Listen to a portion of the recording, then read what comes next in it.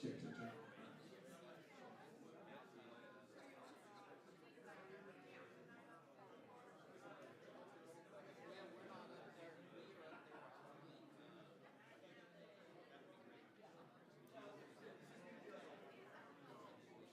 Just play like Sinatra music. Easy listening. You guys look as young as ever.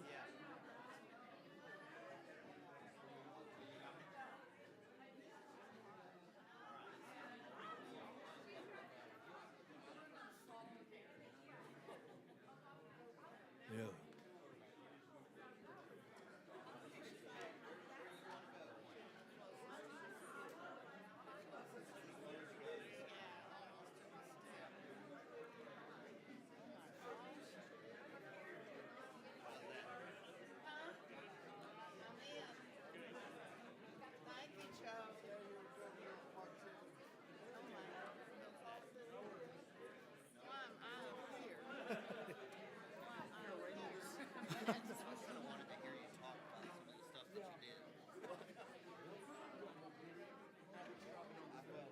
Thank you, sweetie.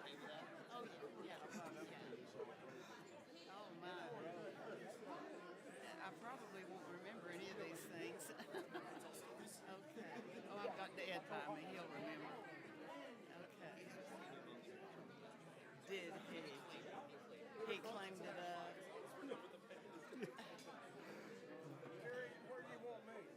Up there. Oh, my gosh. Thank you. All right. Well, I am too. I didn't think we'd be able to make it. Hello.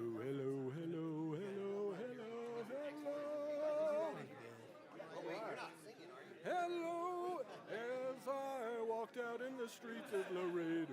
Maybe not. Oh, it's so good to see you. How are you doing? I saw your beautiful sister. Oh, my gosh. I haven't seen her in so long. Hey man, you know what? I have. They both look good. Hey, you guys are pretty good. I've had that exact. Well, I don't know what good I Oh yeah. Look, you had to be there because the kid, I mean, he's like 18 years old. You know, big old water. When you look over there. He's down somewhere. I don't know where. So I can relate. Good. There's Tim Bob. Thank you. I appreciate being here. No. Everything's going fine. I got stories to tell. We all had to move to this town. And once we kind of got that done, we were okay. But, All right, I got we it. could be assistants. But it's a nice experience. Yeah. Thank you. It's good Okay, to we'll find out, won't we? Yeah. Well, I can't see. I don't know. We can't see anything. As long as you can park here. My legs. Put tickets on. Then just get a park. Morning, Steve. I'm good, man. How are you? Good to see you. Oh, Shenandoah. Thing going good?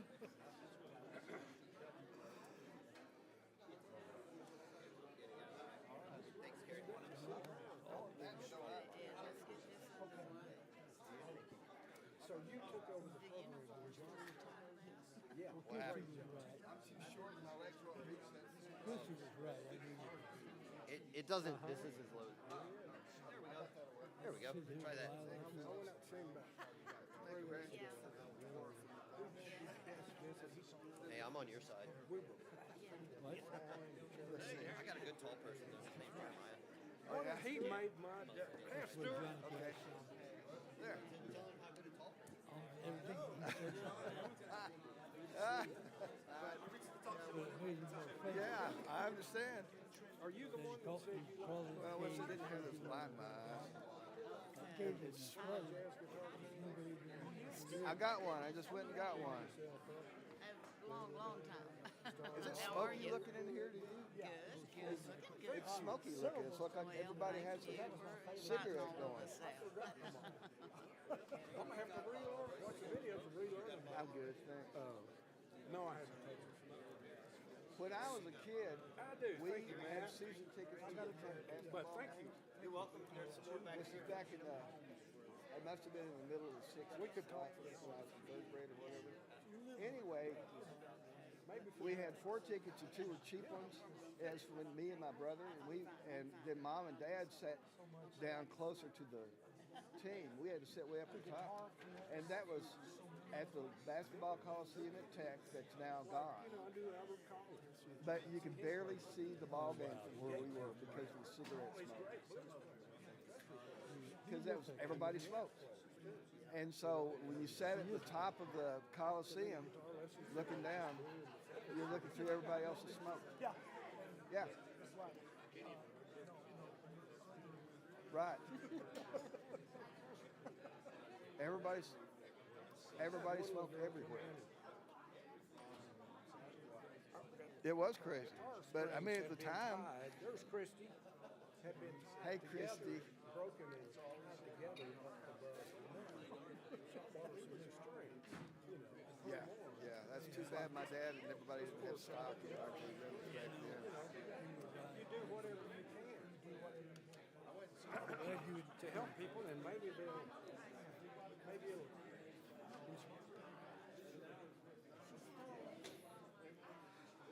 All right. Good morning. Morning. Who'd have thunk a bunch of musicians could get up this early? Yeah, really.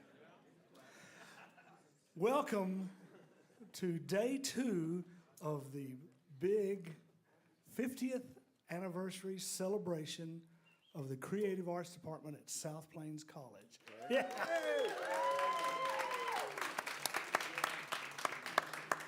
This morning's session is going to feature all these young folks here, and we are especially blessed today. We have with us part of the panel, the brains and the heart behind this whole thing right here, John Henry Harton, right there. Hip, hip, hooray!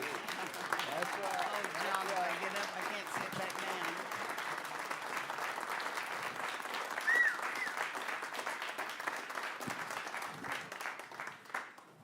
Well, supposedly the title of this little event here is called Storytelling. We got some storytellers up here. We should be through with this session at least by noon tomorrow. Yeah. On the stage, we are blessed to have the lovely Helen Roberts.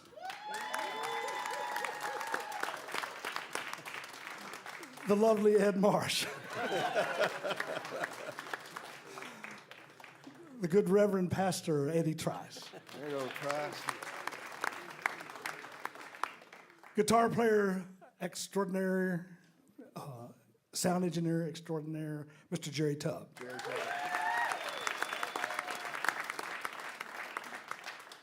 The man what started the sound technology program here at South Plains College, the one and only Randy Ellis.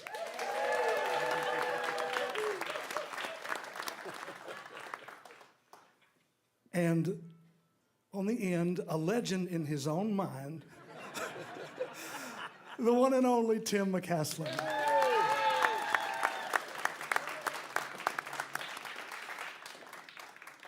I'm Kerry Banks, glad to be here. See all these faces I haven't seen in a while. In this room where I spent a good part of my adult life, I still dream about this place, this very room here. We're going to tell stories about the beginnings of this program here and everything that went along with it. I guess we'll start down on the end. Miss Helen, would you tell us a little bit about how you became involved with this whole program? I really don't know. I think I kind of inherited it. I don't know. Arm twisting. Okay. John sent Tim and me, and I want to say 2 other students. They all played an instrument to Morton to go over there and perform at the Lions Club. That's the first thing I remember about the show. And that's the first time I'd ever seen Tim. or he had seen me. And we went over there, and we weren't really sure what we were supposed to do. We were just trying to sell the fact that we were putting together a summer show. Then it was truly summer, you know. Summer starts with June, but that all ended within the year when we started going a month earlier and a month earlier. And by the time it was over with, I don't know what time of the year we went to McAllen. Seemed like it was right after Christmas, but it was a long, long time ago. And we went over, and Tim had his banjo with him and a guitar, and he played both. And that's when I found out how talented so many of the people were going to be that I would see up on that stage. And they truly were extremely talented young men. So it made a big difference in what I was writing. They had put me to work writing a script that would tell the story.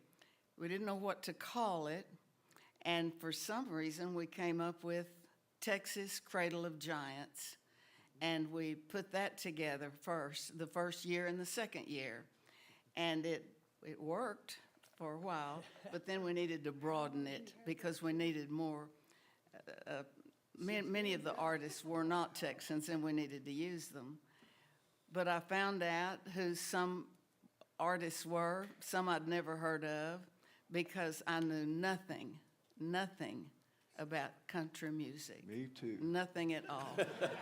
I did not know one singer from another. I did know Dolly Parton. I knew Dolly Parton. That's about the only one I really could recognize. And she was the only one who sent us a thank you note to tell, I had written these people. I was afraid we were going to get caught up in some kind of lawsuit from singing their songs. And so Dr. Baker, very helpfully, said, we'll write them a letter, and we'll get a response from them, and then we'll be okay. And dumb me, I thought he was telling me the truth. But we did that, and Dolly did respond. She was the only star that responded to about 56 letters going out. And she thanked us for singing her songs. She was a delightful lady. But that's about all I can remember from the very beginning, was Tim and me taking several students to Morton, Texas, to let them know we were trying to put a show together, and we hoped they'd come see it. And they did. They did. They surely did. Okay. Mr. Ed. I was afraid I had to go after you, Helen. That's really interesting, and I didn't know a lot of that because I came the next year, Yeah. 2 years later. And I related yesterday how I arrived in Evelyn with John in his red truck listening to Merle Haggard answering the Who Played Fiddle quiz. So glad to see you here today, John Henry. And yesterday, I was seized with nostalgia.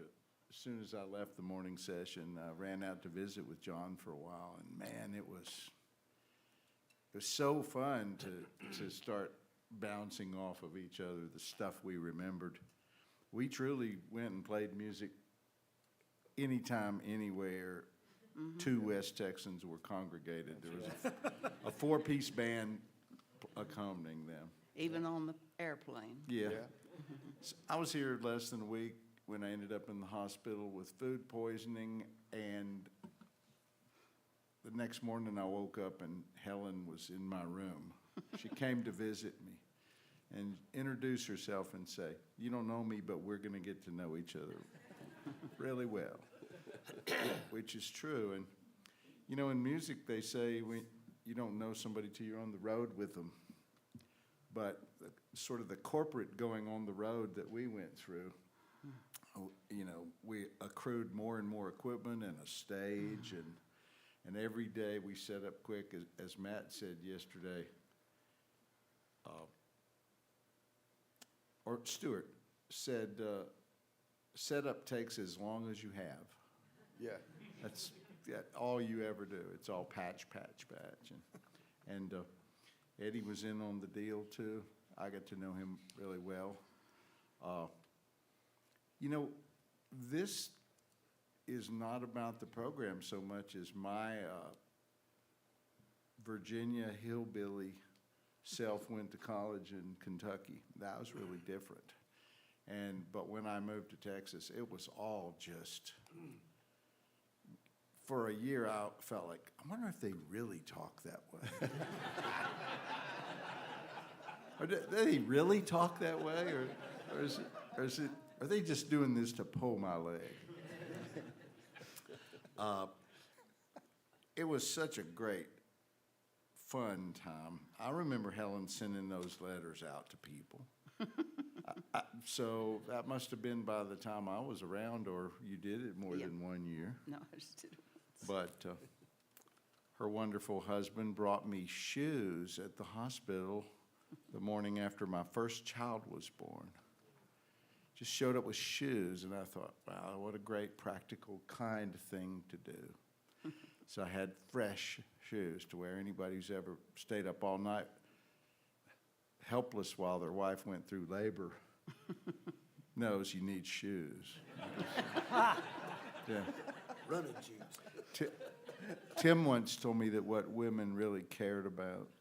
Now that's a pretty bold thing to say. He said, shoes.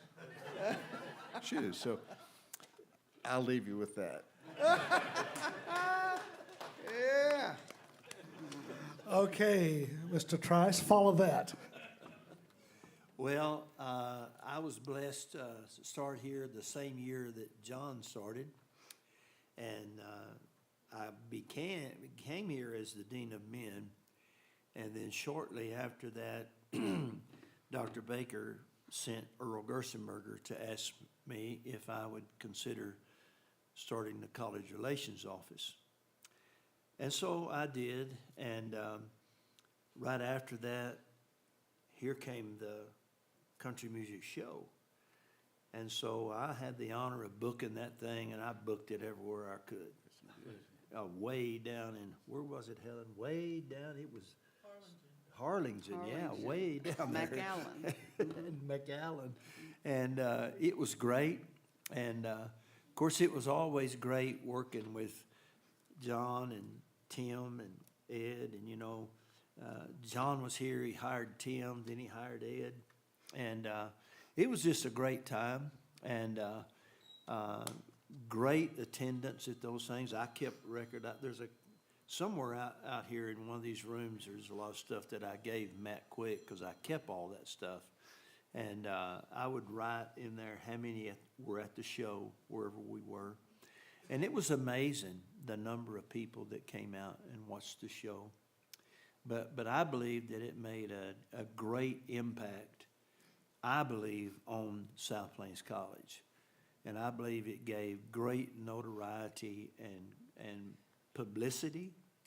And I was honored to get to be part of that. And I still think that's great in the history of South Plains College.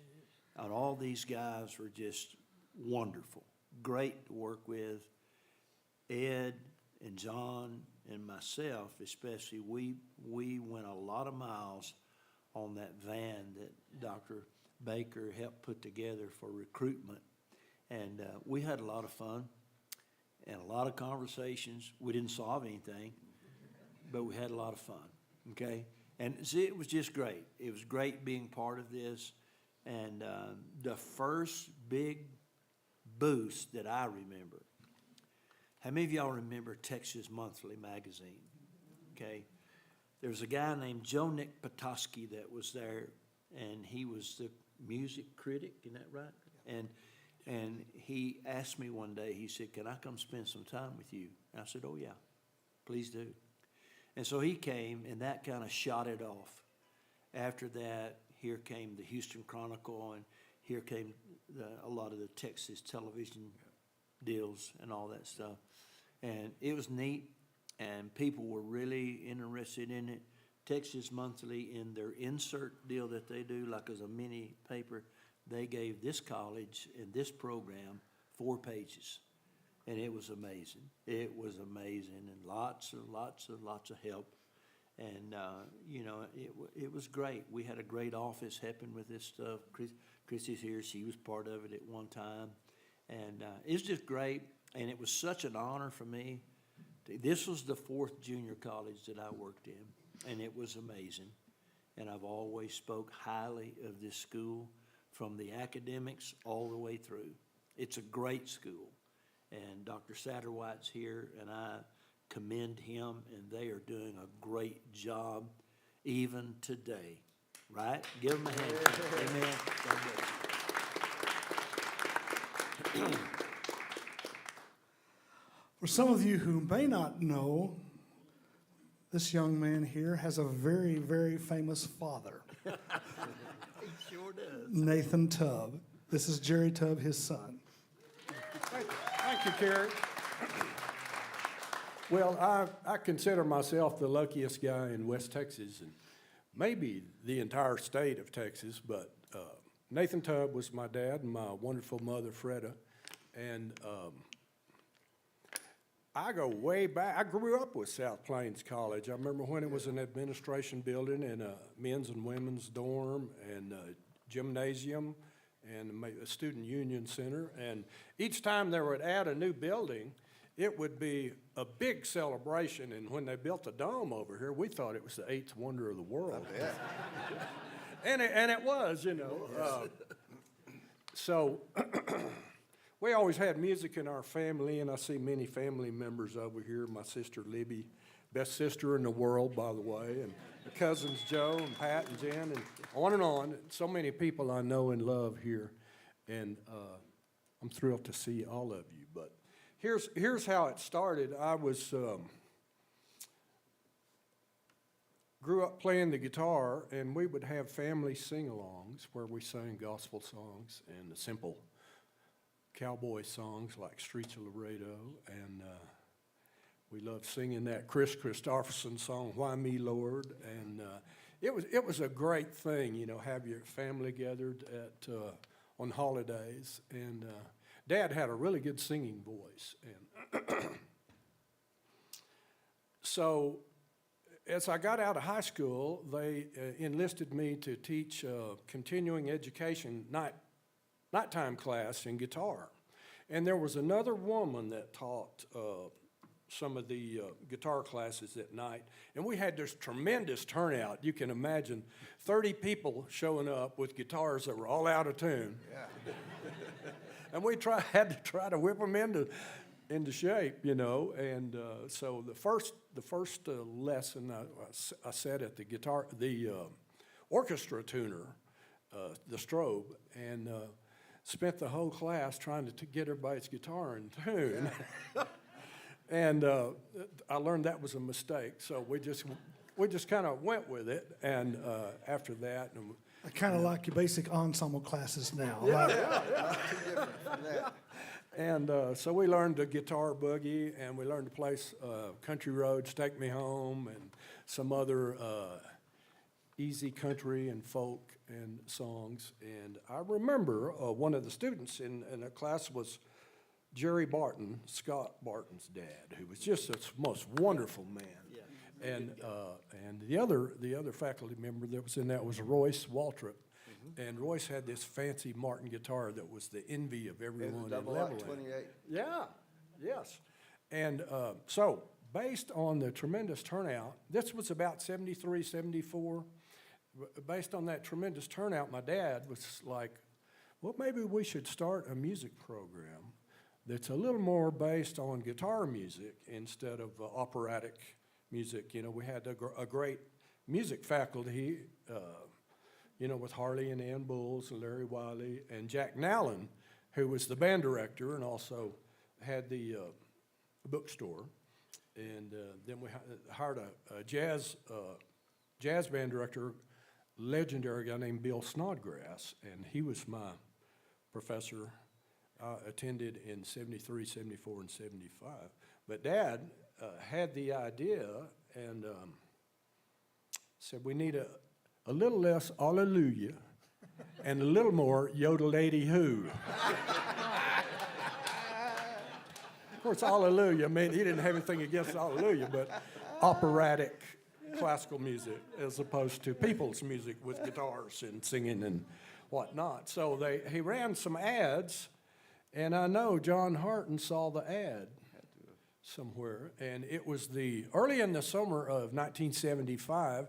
I just finished South Plains College, graduated with the associate, and I was headed to Denton, Texas, to go to North Texas State University and study jazz guitar and composition and all this stuff. And so I was sitting in my room, and Dad walks in with this gentleman named John Harton, and I had this fancy new guitar that was kind of way more than I could handle. And he introduced me, and I said, well, nice to meet you. And John picked up my guitar, and his fingers were literally lightning fast. So accurate, so fast. And I was completely blown away. I thought, this guy's the best guitar player I've ever heard. And he was and still is.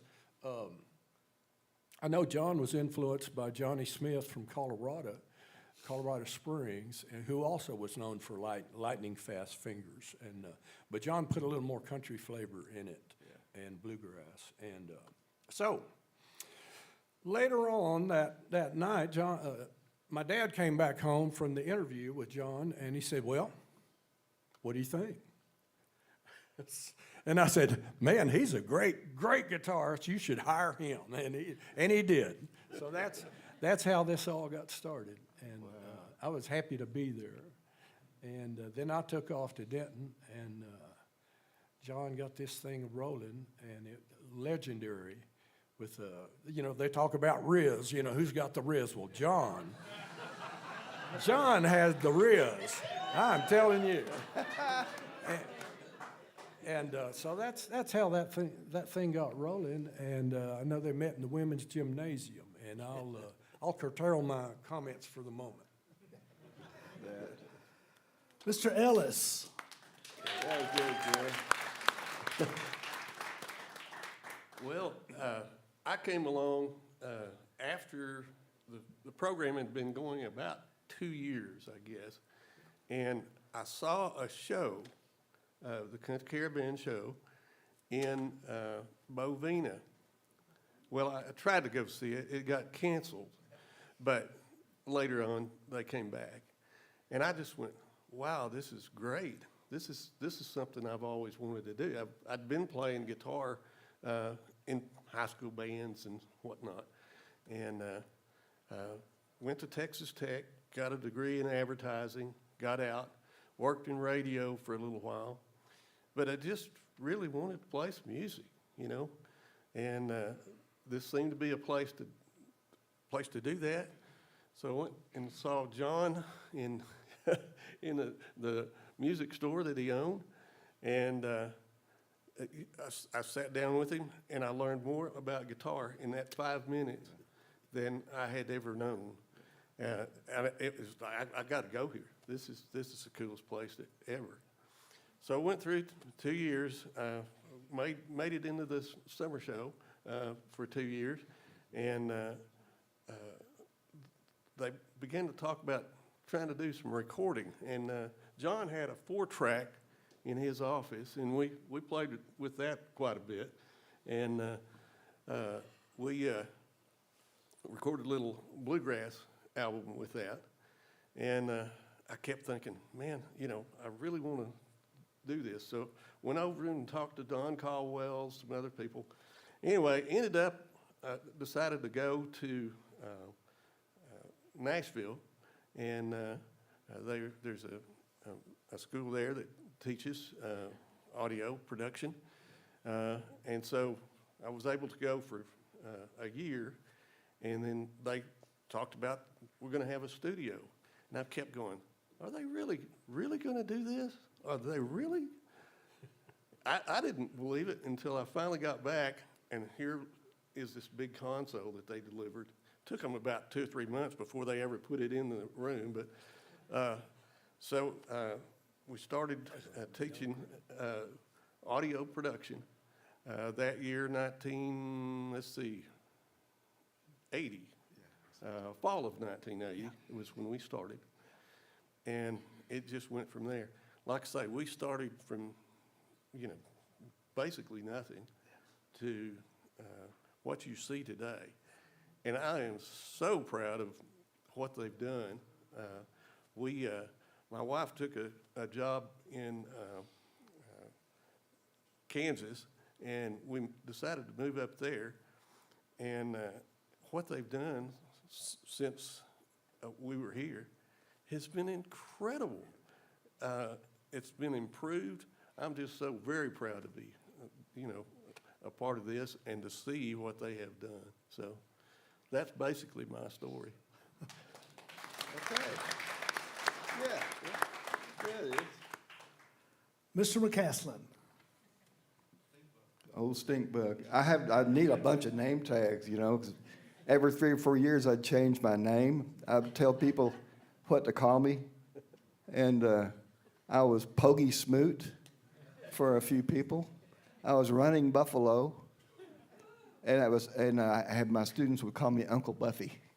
And John Hartens most of the time addressed you as, "Damn it, Tim." Yep, damn it, Tim. That was my name from John. I was teaching guitar lessons at Lubbock Music Center on Broadway and Avenue Q. And I was a junior at Tech, and I was in the integrated honors program, which is where every class was an honors class, and the whole thing, and all of your classes were honors classes. And it cost me about $250 a semester for books. It was expensive. That was back in 73, 74, 75. So I'm teaching lessons on Saturday afternoon at the music store. And I was a junior at Tech. And in between lessons, here comes this big, tall fella who wasn't on my schedule. I said, "How can I help you?" And I'm John Harton. And he had heard from Royce Waltrip, who was my student, about me, because Royce was a history teacher here, and he was my student, so he was talking to John. And I think Royce put John onto me, and John shows up in my office and sold me on the idea of going to South Plains College. And I was a junior at Tech. But he promised me a book scholarship. And that was I thought it was worth, $250, give or take. So I thought so I quit going to Tech. And I enrolled as a freshman at South Plains College in Levelland, Texas. And I enrolled in all these classes, music theory, guitar lessons, and I don't know, took 15 hours. And it turned out that the one book that I had to buy was a $6 book. So that was, I was driving back and forth from Lubbock to Levelland every day to earn my $6 scholarship. That was John. I can't believe that when you went, somebody was talking about going into John's music store. Is that you that? Yeah. That you didn't leave with a guitar or whatever? 'Cause Actually, two. okay, yeah. Generally, if you're in his premises, in his proximity, you will be relieved of all your money, one way or another. So John, I came out as a student, and after a semester, he had me teaching part-time guitar lessons, because I was, I could teach guitar. And I did that for a semester, part-time. So it's just John over there in the Creative Arts Building, or the Fine Arts Building, sorry. We had to separate. We finally ultimately became the Fine Arts and the Crude Arts. And we were the Crude Arts over here. It was just John. And so I had a practice room, and I was teaching guitar lessons in the practice room. It was just totally normal for me, because I was also in Lubbock doing that at 2 different music stores. And I was going to South Plains and going to Tech, and then playing 3 nights a week at a bar over there on the west side of Lubbock. And so one day I was here for 3 semesters now. John says, "Tim, Dean Tubb needs to see you." I thought, oh no. You know what did I do?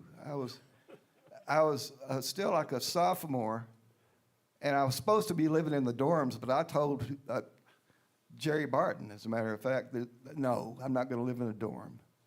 And they gave up, and I was commuting from Lubbock, and I thought, crap, they're going to kick me out of school. So I went to Dean Tubbs' office, and he says, "Sit down." Oh, I sat down, and he says, "How would you like to make $10,000 a year?" I said, "Oh, how? Yes."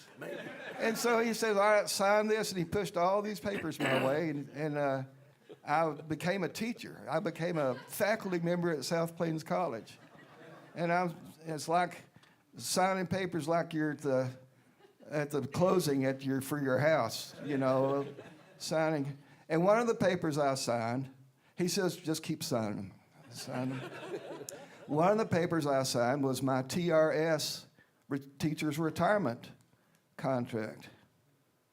And there was no questions asked, there was no selling, there was no optional retirement. They offered that, but he didn't offer me that. He just says, "Sign this," and I just signed all the papers. And I went back to John's office, because John had this smile on his face when he sent me to Dean Tubbs' office, because he knew what I didn't know. I thought I was going to get kicked out of school, and he knew that they were going to hire me. So they did, and it was me and John, and it just kept going. And every time John would get an idea about something, he would talk to me about it, maybe, but he'd get on the phone to whoever in New York or whoever and get us on Good Morning America or get us on the PBS NewsHour. And people would show up from ABC to do a little story about us. And that's how it all began. He would propagate every little idea into a great big tree, a great big thing. A lot of people talk about stuff, and you talk about stuff. I wish we'd do this. But John, he'd get the idea, then he'd call whoever in New York or Chicago or whatever, and big things would happen in the next 2 weeks. That's John Harden. Give him some more love. He needs all the love.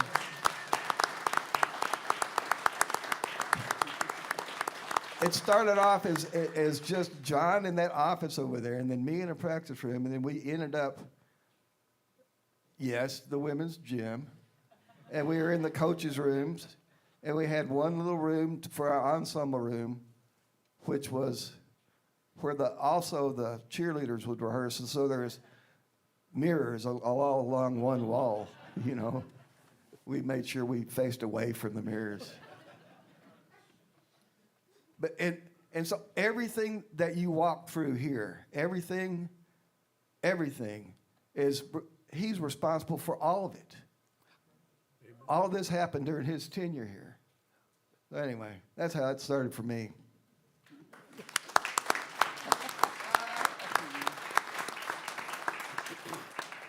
John, talk to us, my friend. I don't know if I can. Hello? Is this microscope going to work all right? Y'all, it's getting to me, it's getting weird fast. Every person on the stage right now, I could talk about for a long, long time. So many things we did. And Tim's right, if we had an idea, well, an idea is not any good unless you get rolling on it.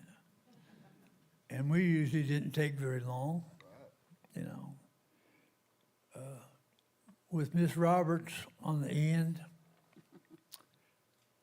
I had an experience that was just It was just fantastic. She had written a play, and she was a good writer, and she decided to make a musical out of it, and she asked me if I'd write the music for it. Well, writing a song, you know, is not that hard, but to write a couple hours of music that actually relates to the characters in the play and the movement of the play. Boy, that was hard. And I had a tape just about finished on it, and Helen stopped at my house one night and I said, "You want to come down and see what we've got so far?" And she approved it. And we went on, we wrote that musical, and what was it, a year or two later, Helen, when you wrote the oil? Oh, yes. And so we did another musical, and I wrote the music to it. And Jerry Tubb, I think, did the score on that, didn't you, Jerry? I sure did, yeah. And Ed Marsh did the score on it and helped me write it one time. So like I say, I go across the stage here, and every person, it's so meaningful to me and always will be. With Ed, Ed was the third person I got to hire.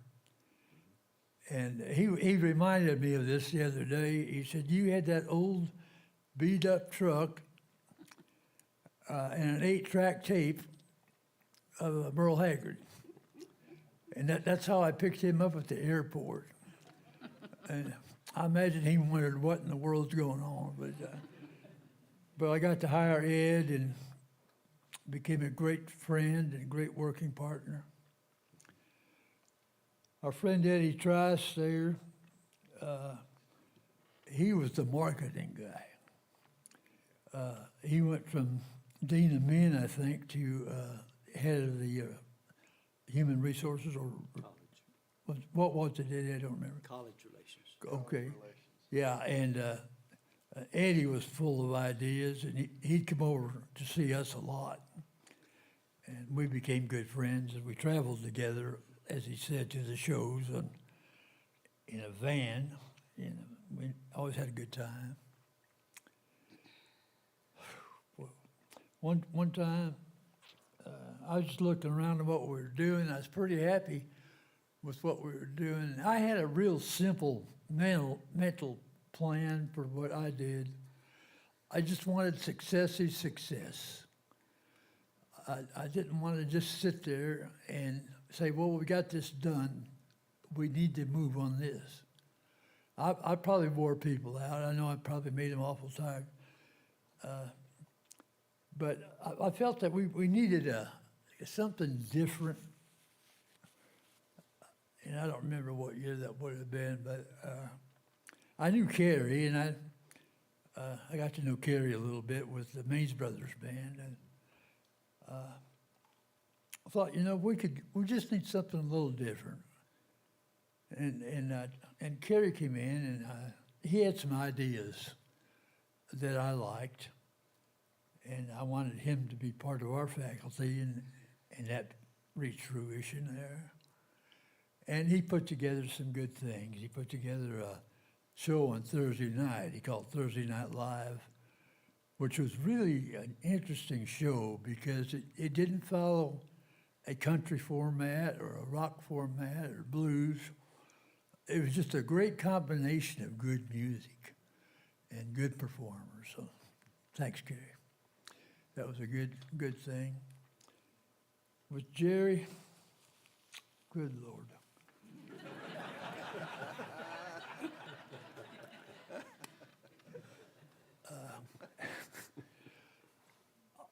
I was working in Norfolk, Nebraska, driving up and down the roads trying to sell amplifiers and band instruments, and starving to death. And I did see that little ad, and it was the smallest ad I'd ever seen. That they were looking for a guitar teacher or whatever here in Texas. And I'd worked in and out of Nashville and with different people. And sort of understood what they were doing at that time was usually you had a bunch of snakes. And what the snakes would do, they would find somebody out here, or not maybe out here so much, but especially in the Midwest, that wrote a song, and they get a hold of this person and said, your song's a hit, but it needs re-recorded here in Nashville, and we need photographs and press releases, and it'll run you around $12,000. And a friend of mine actually did it. It cost him $40,000. But anyhow, the snakes would get you. And so when I saw that ad, I thought, well, it's just more snakes, but they moved to Texas. But it was intriguing because I hadn't seen one quite that way. And so I called Nathan Tubb, who I love so much and always will. But to get from Norfolk, Nebraska, if you ever saw where it was, you said it'd probably be impossible to get out of there. I think there was one highway to Sioux City, Iowa. But anyhow, the next morning I got up and told Patty, I said, I'm going to Texas and see what that's all about. She got me a ticket. What was it from Norfolk? Norfolk to Omaha, Omaha to Omaha to Denver Dallas. yeah, we covered about 7, 8 hours in airtime. We finally got to Lubbock, and I was so tired. Nathan picked me up, and he said, well, let's go have supper. And we went and had some steaks. They were great. And a guy named Cecil Caldwell was playing fiddle at the steakhouse. And he'd stop by your table and ask you if you wanted to hear a song. And I thought, well, that's really cool, you know. So anyhow, we get to Level Inn, and I'm ready for the motel, I mean to tell you. Nathan said, well, let's come to meet the family. Let's go over there. And like Jerry said, they had a beautiful new Gibson guitar. And Nathan said, well, play a little. You know, so I had bought the Roy Clark Lightning Fingers album. And I think I learned it all except 12th Street Rag. I couldn't get the chorus. So I made up one, but it wasn't very good. So anyhow, we played the guitar for a while, and he said, well, do you sing? You know, that was probably not a good question. But, yeah, I said, I like to sing Johnny Cash music. And we did a few tunes, and went back and we got to the motel, had a good night's rest. Next morning, we got to have an interview with everybody. And that was a lot of fun. I really enjoyed it. And we wrapped up, and Nathan took me back to the airport. And he said, I recommend to Dr. Baker people. And he said, I'm going to recommend you. And he hardly ever turns me down. So I was a very happy guy, and I'm still happy about it. I've never thought about leaving Levelland. We've had some opportunities, of course. I just want to say I love you people, every one of you. You all mean a lot to me and my family. My wife's Patty with me today, my daughter Christy. A lot of you know Christy. And my son Johnny from Dallas. And we all love you too. Thank you very much.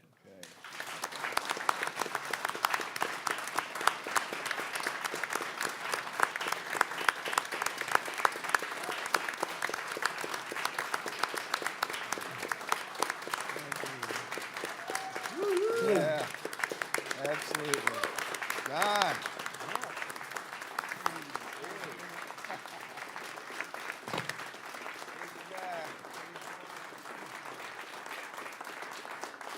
Yeah, thank you, folks. Thank you very much. Well, John has spoken to each one of us personally. I'd like to, for each one of us, to say just one particular thing about John.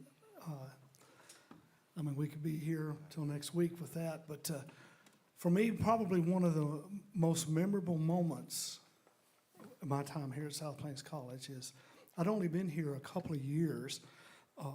I don't think I even had tenure yet, but there were some changes in the building here and personnel, and John called me to his office. You know, I was going, well, it's been a good 2 years.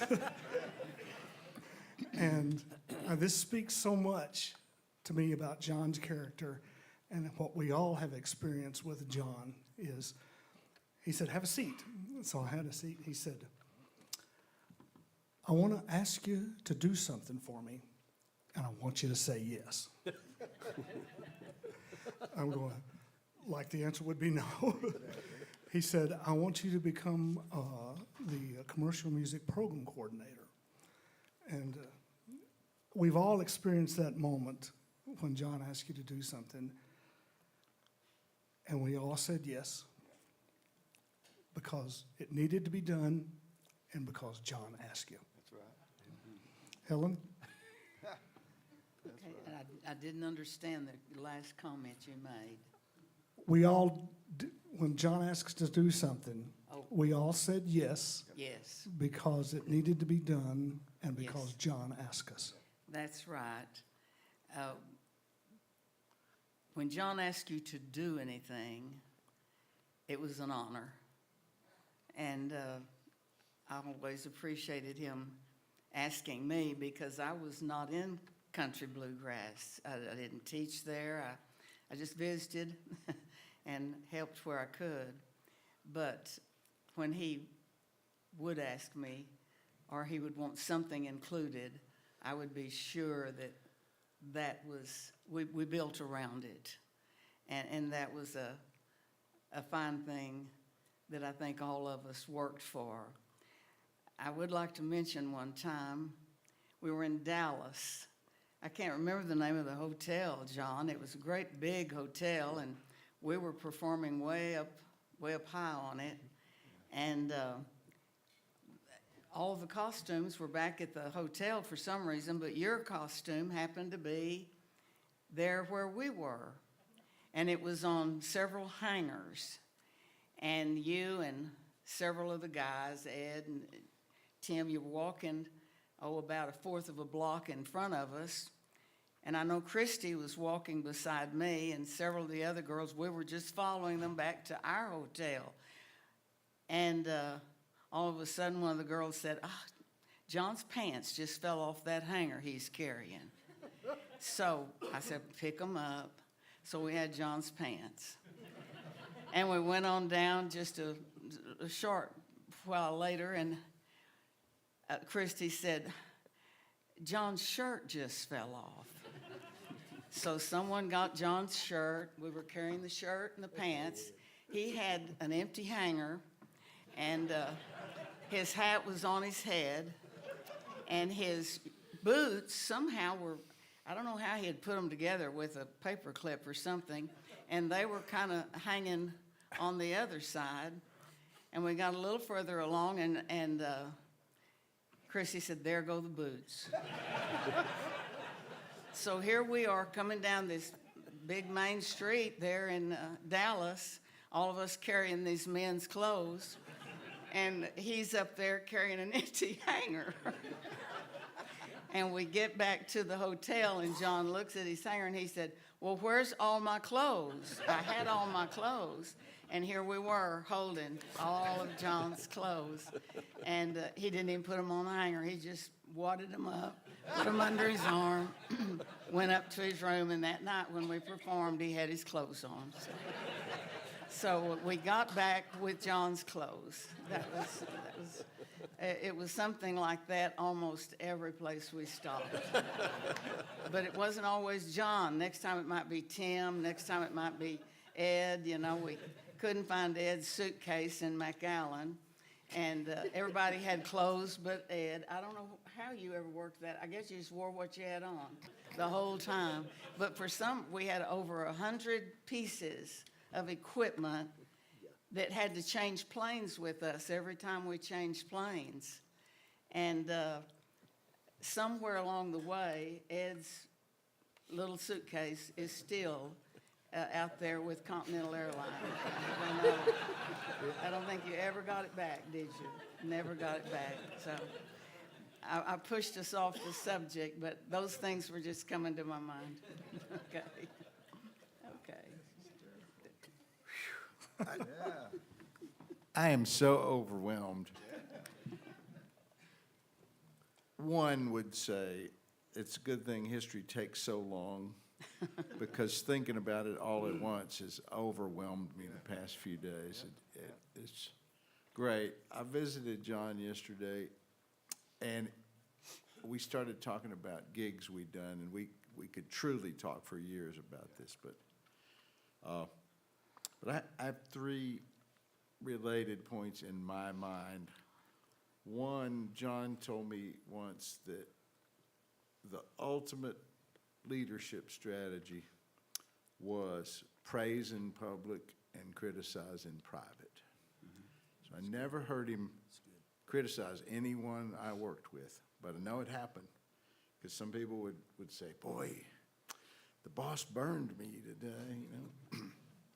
There was a faculty member once upon a time complaining about how dumb students were and how they didn't work. And this very kind man said, well, that's why they're here. Which taught us all something. One night I was waiting for John to pick me up to go play a Valentine's Day gig.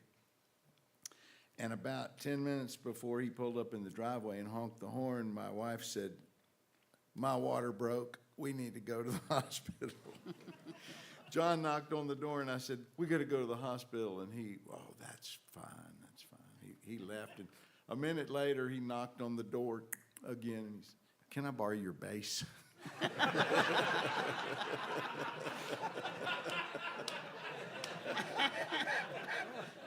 So I went to the hospital, and John played the bass, and when I reminded him of that yesterday, he said, well, we must have had a terrible bass player that night.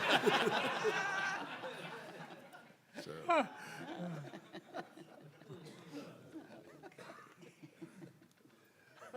Well, I talked to John Harton a lot on the phone. I made a lot of phone calls, booked a lot of things. And I remember sometime I'd call John, I'd say, John, do you know this guy? And he'd say, he didn't call you. And one time I called John and I said, John, do you know a guy named Tandy Rice? You remember that, John? Yeah. I said, you know, he just called me. And John said, oh, no, he didn't. I said, yeah, he did. And I said, here's what he talked about. And we would talk. But that was an ongoing thing that would happen, because actually it was, even me, it was pretty unbelievable when people would hear about this. You know, it wasn't something that you had to sell. It was something when you told them what you were involved in and what a program was, and that it was the largest one in America, things started happening. And John and his whole Tim, Ed, that first group there, it was just amazing. And it was unbelievable. It really was. Sometimes I'd have sat back and thought, whew, God, you must be in control doing something. And so, you know, it happened. And I'll never forget John Harton, Ed Marsh, Tim McCaslin, and Helen Roberts. And I still talk about it today to people when I'm talking to. I said, listen, you don't know these guys. They worked hard and had great ideas, and this thing happened. But it was always kind of funny to me when I'd call John. John, do you know? And he'd just laugh, and he'd say, don't tell me he called you. And I said, yeah, he just called. I just talked to him. And we'd just laugh and have fun. But we did have a lot of fun. And that hotel, I'll never forget that, Helen. I booked that hotel, and we did the show there. And Way up high. at that time, it was probably the nicest hotel It in was. Dallas. And I'll never Fairmont or forget it. something like that. Fairmont. The Fairmont Hotel. I think so. It was great. It was great. We had a great time, and the show was great as always. Thank you. Thank you. Thanks, John. Oh, let me pick up, summer of 1975. So, got married and hauled off and moved to Denton, Texas. And man, it was a hot summer, and I was carrying my Gibson guitar and my Fender amplifier about 10 blocks to the study jazz guitar at the Lab Band Hall. And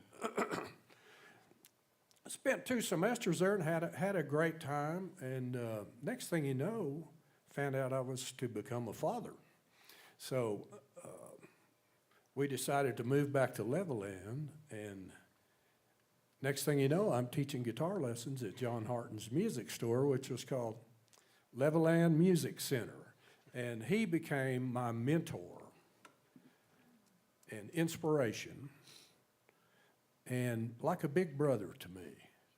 He helped me define myself and focus myself. And so next thing you know, I'm selling guitars and teaching about 30 guitar lessons a week. And I did that for 5 or 6 years, and we had the best time. A lot of the old timers in town, Cater Casey and Archie Norman and Gene Welch, and then the tall skinny fiddler. We had this band called the Houston Street Hot Shots, and we probably John convinced the local radio station to come on Saturday morning, and we would have a radio show, and it was pretty humorous. There were always something would happen. Somebody would knock over a microphone or an amplifier. I remember Gene knocked over his little Fender reverb, and man, it made the most loudest reverberation noise that went out all over the radio. But we had a great time, and John was a motivator. He had the riz, like I was talking about earlier, and he changed my life. And I thank God every day for that. I got to spend time with John Harton and his wonderful family. Thank you, John. Okay.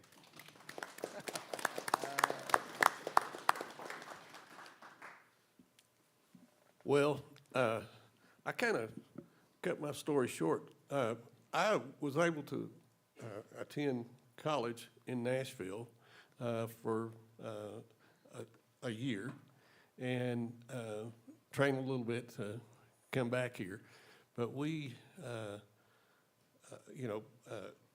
started our program, and the console wasn't even installed yet in the studio. And it was the second semester of that year that we actually started teaching with the full studio. So we're just so fortunate. Our first album that we did with the Roadshow was an LP. Oh, yeah. And it was recorded over at Don Caldwell's studio. And man, we've come full circle to now. What you see here with all of the sound reinforcement now, and all of the studios that are there, the acoustic treatments, the sound or outdoor sound systems, live sound program. I mean, it's just blossomed. And it's so wonderful to see that that come to fruit.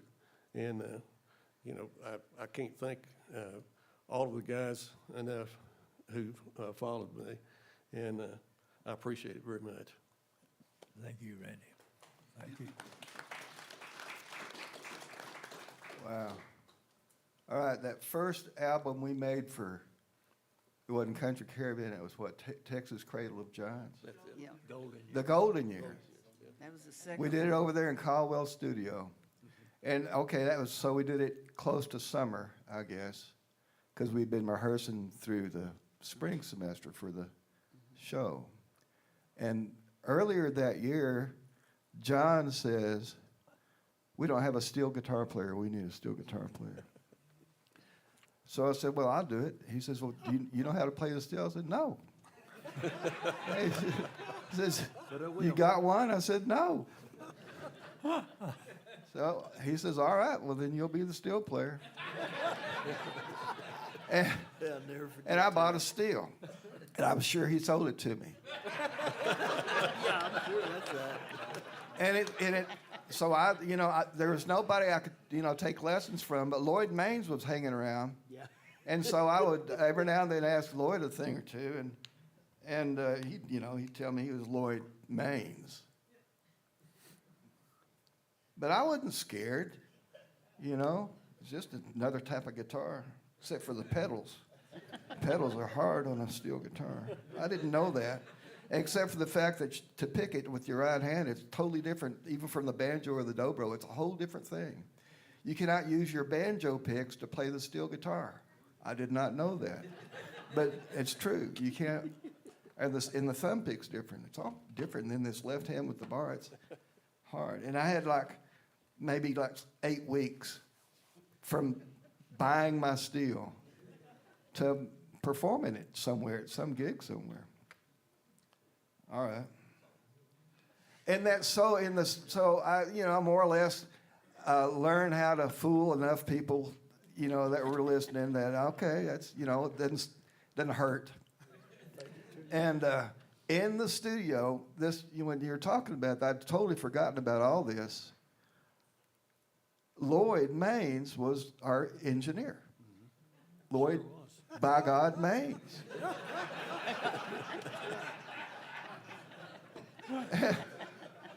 Anyway, but I've done a lot of studio gigs with Lloyd on the banjo. I wasn't scared of Lloyd, like I should have been. So that's why I'm doing this, because I'm playing the steel. I'm real rudimentary, just barely playing for background sound on the album. Just sort of what a real backgroundish sideman steel guitar player would play way back. Chords and little licks. But Lloyd says, what's wrong with your second pedal? There's 3 pedals that you play a lot with your left foot. I said, I don't know. He says, mash it down real hard and play the note. And I did, and it was flat. It wasn't working right. And so he reaches down with his right arm and puts it on top of my foot and smashes down on my foot. And the note went into pitch. It was good then. So when you take your pedals off, you have the 1 chord. When you mash your pedals down, you have the 4 chord, basically. So every time Lloyd would read my mind, and he would know that my inside part of my left foot was destined to squeeze down on that pedal, Lloyd Maines was on his knees in front of my pedal steel guitar, mashing down on my foot every time I hit that particular lick. And then he'd unmash and I'd let go, of my foot. And that's how I played the steel guitar through all those 12 songs on that record. Lloyd would be kneeling down in front of my foot, like some kind of a foot washing thing at the,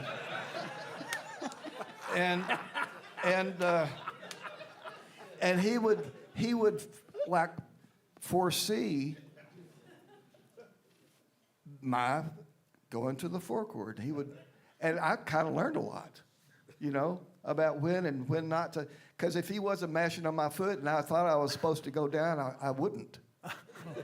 And it would be the better thing to do. He would intuit that. So anyway, the point as it pertains to John is this whole episode happens because I'm sitting in John's office, and 10 minutes later I'm leaving there, going to be the steel guitar player in this big show. And, you know, less $700 for the steel. You can't leave, you know, John's office without losing a couple of hundred. So that was very early on, wasn't it? That was before we had our studio. Yes. Yeah. That's how things were, man. The South Plains Bluegrass album was that way. We did it we did the first one in Caldwell Studio. Don Caldwell. Yeah, He was a big help to our program. he certainly was. Yes. And We had this, Lloyd as well. yeah, Lord, we had this kind of like a power company of important musical figures that were behind the product here. Because anytime John would have an idea, he'd act on it immediately. So we got Lloyd Maines involved with this very early. I'm talking about Lloyd by God Maines now. All right, I'm through. Sorry. He came out and taught our Hey, production. Julio. Yeah. Well, you fulfilled Lloyd Mains's description of what it takes to play the steel guitar. He says it's very hard because you have to use both your hands, both your feet, Yep. and every now and then a little bit of your brain. Yeah, that's right. Don't forget the knee levers. Yeah, it's ridiculous. The motto of South Plains College for the longest time has been dreams precede reality. And you are looking at reality that started with the dream. And one of John's many grandiose goals was to spread the gospel of South Plains College all over the world. And we literally had students come here from virtually every continent, especially when John hired Alaska, yeah. And John hired Joe Carr and Alan Mundy, who were bluegrass icons, and people from literally all over the world came to study here at South Plains College. And it continued to grow. The students would leave and go on into the music business world and become icons themselves. I think it was around 2010 or so, I was teaching a music publishing class here as part of our entertainment business program. And part of that class, I subscribed to Billboard magazine, you know, the industry standard of magazines.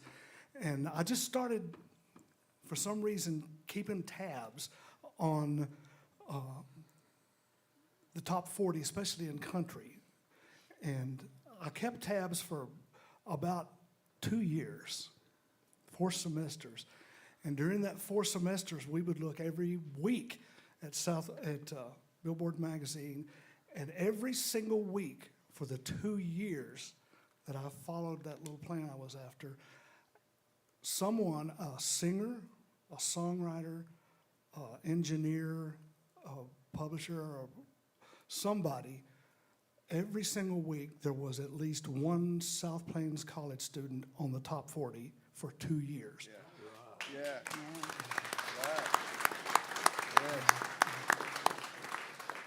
Of course, you know, the big names like Natalie Maines and Leanne Womack and Stuart Duncan, Ron Block, I mean, the list just goes on, Heath Wright, they have all become missionaries for South Plains College. And it's all comes straight from the dream and the vision of Mr. John Harton. That's right. Unbelievable.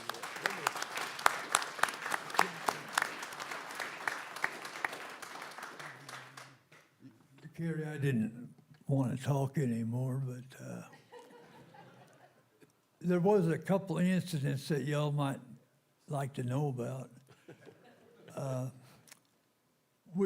Ed Marsh had started a thing with Tom D. Hall, and that's how we kind of got acquainted with him.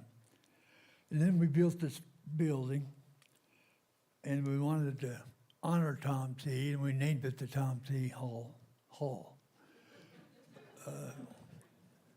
Well, Tandy Rice, that was Eddie was talking about, he was a big booking agent in Nashville, and he was the personal manager of Tom T. Hall. And he called me one day and he said, well, now we're bringing Tom T. Hall out. He said, well, what's the big deal going to be?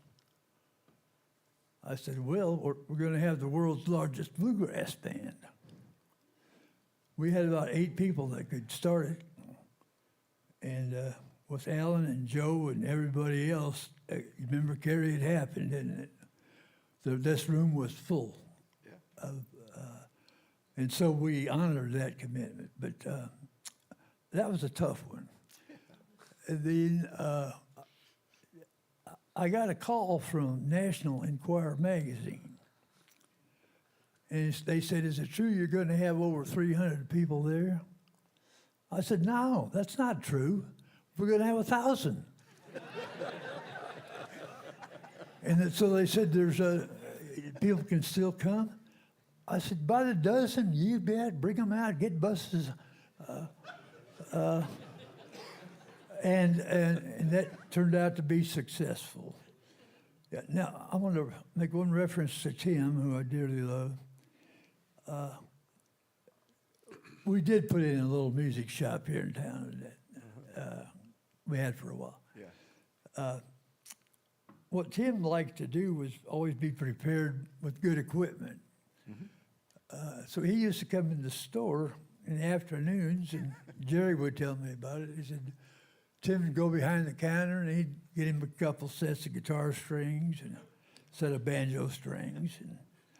And he'd get a new capo. And now this wasn't like once a year, this was like every afternoon.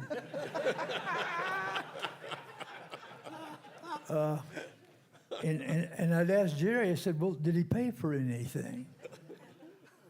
He said, no, but he said, those 2 beers you had in the refrigerator, he took those too.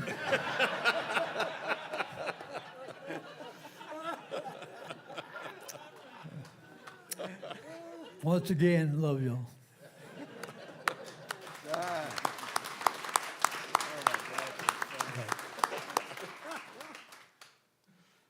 So, Mr. Quick, how are we doing on time? We're great. Okay, anybody up here that wants to say anything? All right. about this? Yeah. I got. Well, that's true. I'm not going to deny any of that. And I've already apologized several times over the years for that. I was impulsive, I think, maybe back then. Also a thief. Well, okay, those 2 things.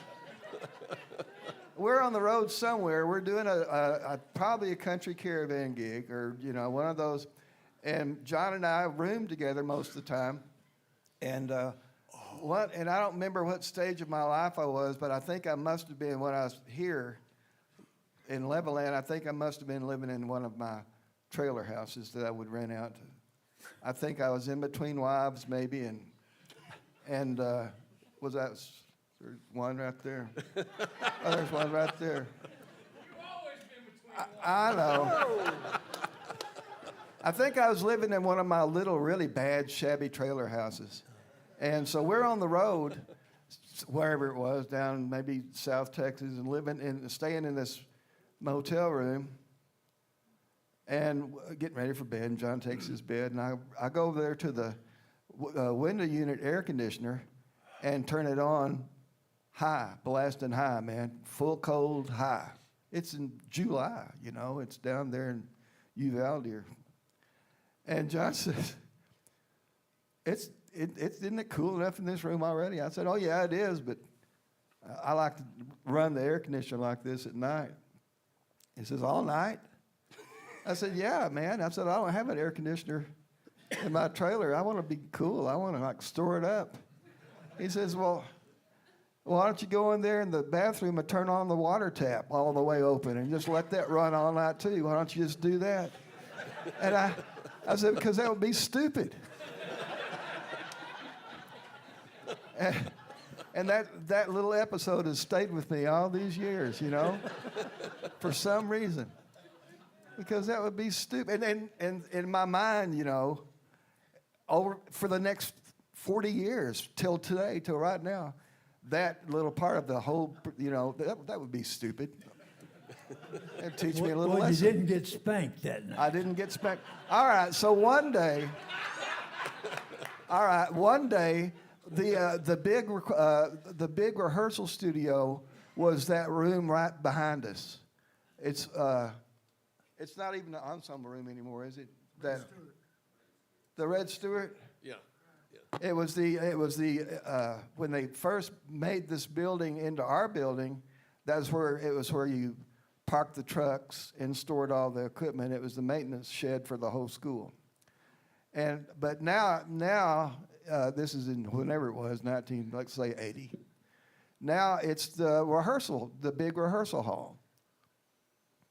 And we're doing our rehearsing for the Country Caravan show it starts in May and goes till July the 4th. And we do the whole thing for the spring semester for free, just after work for another 3 hours for free.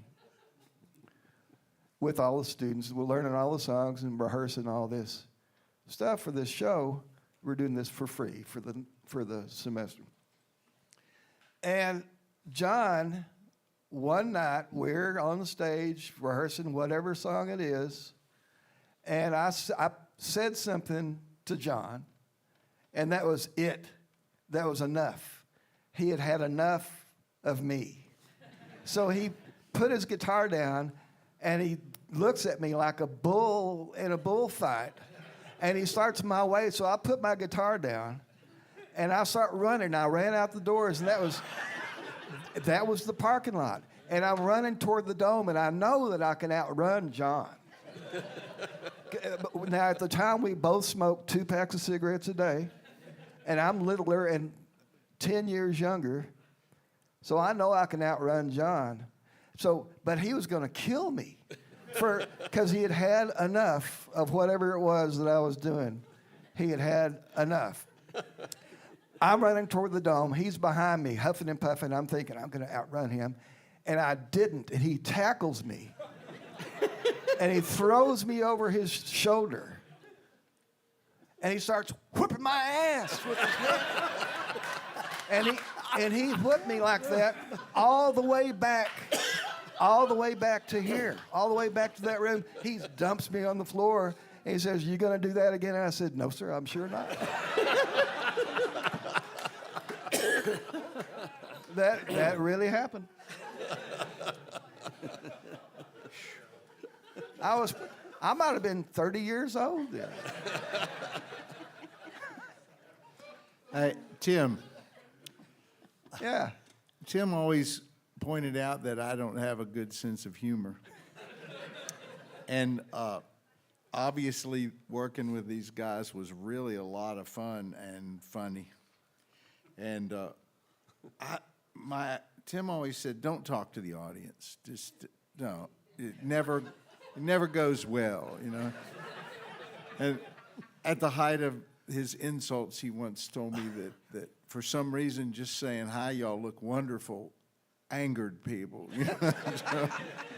So I quit. But my sense of humor was terrible. And one night, John was talking about something, and I said, "You know, John, I think that speaks of a latent sense of homosexuality." And I thought that was funny. And John stood up behind his desk and started around the desk with that bullfight look. And I said, "Do you think he's serious?" Now I know why Tim knew that. You know? And he said, "I'd go at least over to the administration building as quick as you can." So apparently we have a tradition of management abuse in the creative arts department. Yeah. You know, one of the things that, I don't know, it might be of interest to you, but one year Steve Lewis ran the fair, and a good friend of mine. And he asked me one time, he said, "Can you guys come do all the sound for the shows?"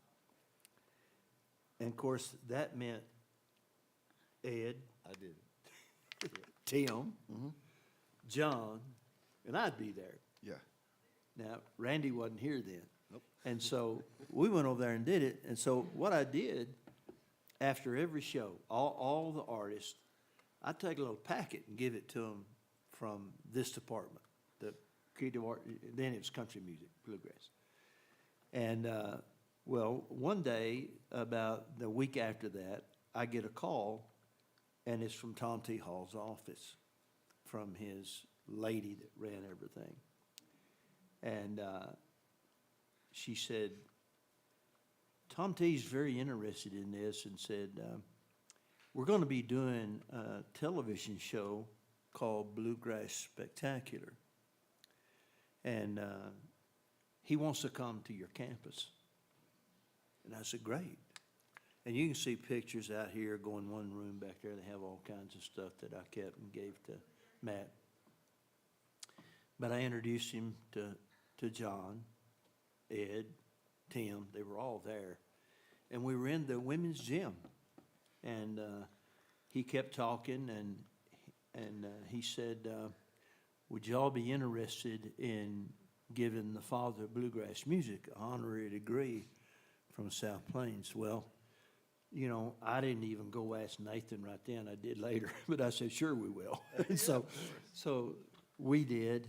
And that's how all of this deal with Tom T. Hall became part of South Plains College. The last time I saw Tom, I was not here anymore, and I know they were having some kind of deal here. I don't remember what it was. 10th anniversary of the Yeah, Tom T. Hall. 10th anniversary. And I walked in back there, and he was standing right back there, and I walked up and I said, hey, I said, you remember me? He looked at me and he said, oh yeah, I remember you. And so it was great, but I'll never forget that. And he was so nice, so very nice to us, and spoke very highly of John, Tim, Ed, everybody. And he really helped South Plains College. And I'll never, never forget that. What a great person he was. And look at what happened through that association that John, Ed, and Tim just helped build. And it's a great success. And I'm thankful to Tom T. Hall today for what he did. I'm sorry that he's not with us anymore. But it's great. It's great. It's a great thing that happened. All right. Yeah. Yeah. This is the second day of the big 50th anniversary celebration here at the Creative Arts Department. We've got stuff going on all day long today and into the night. Big performances out on the constructed stage out there. All kinds of things happening, and all day tomorrow. And we just encourage you to make use of everything that's here. Try to take in everything you can. It's been so wonderful for me to see former students and that I have had a lifelong relationship with. I think right now it'd be a good time for us to recognize one gentleman in particular that worked so hard to make this happen. He is the originator, creator, and teacher of the Live Sound Technology program, Mr. Matt Quick. Yeah. Yeah. Woo-hoo.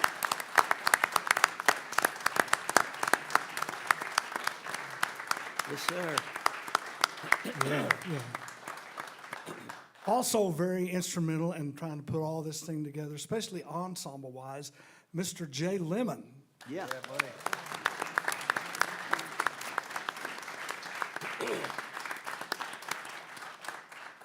And another gentleman who's retired quite a while ago, Mr. Scott Ferris, who owns Ferris Wheel Productions. Yeah.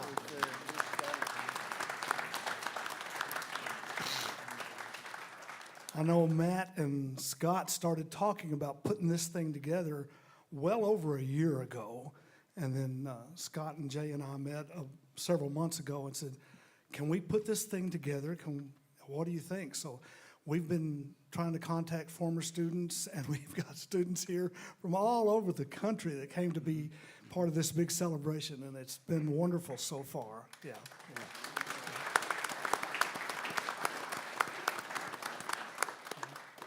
Dreams precede realities, and here we are.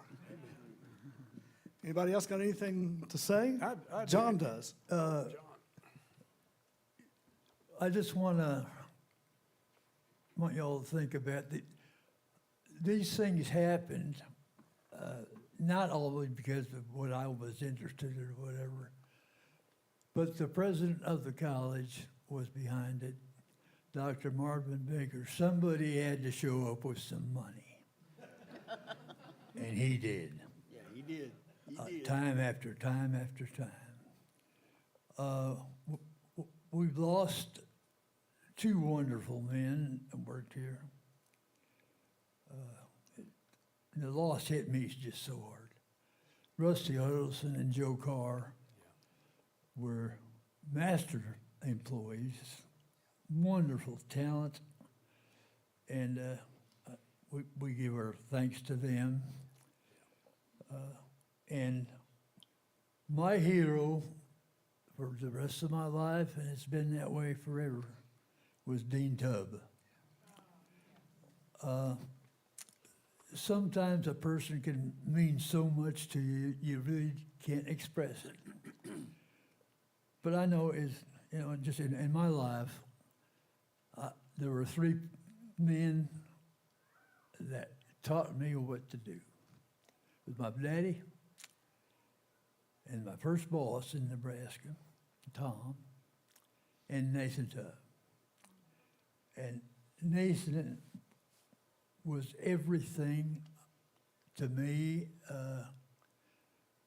Of course, I was grateful that he hired me. But there was one thing that I was going to mention about Nathan Tubb. It was pretty funny, actually, but I was pretty scared. We had a late rehearsal, and it didn't go well, and so we stayed later, and it still didn't go well. But I finally went back to my desk, and there was a note there that said, Nathan Tubb, he said, I'd like to see you when you get finished here. I thought, well, heck, Patty, load the boxes. We're going back to Nebraska, I guess.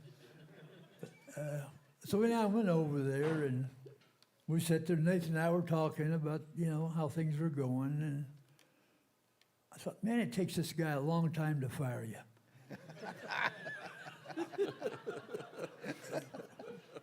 So anyhow,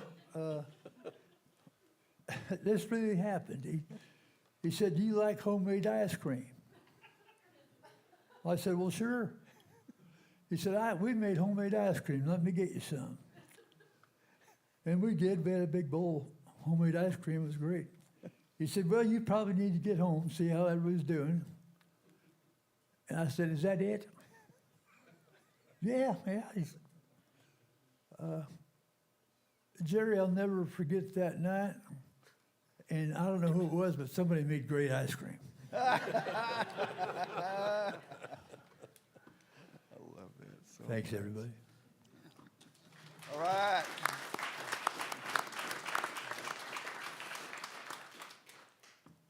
Any further comments?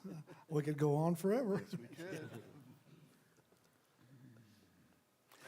I guess we're going to call this session done, and we invite you to stay all day and all night, tonight and tomorrow. Thank you all for coming, and thank you for blessing us and being a part of this wonderful celebration. And there's a lot of history here. Too much.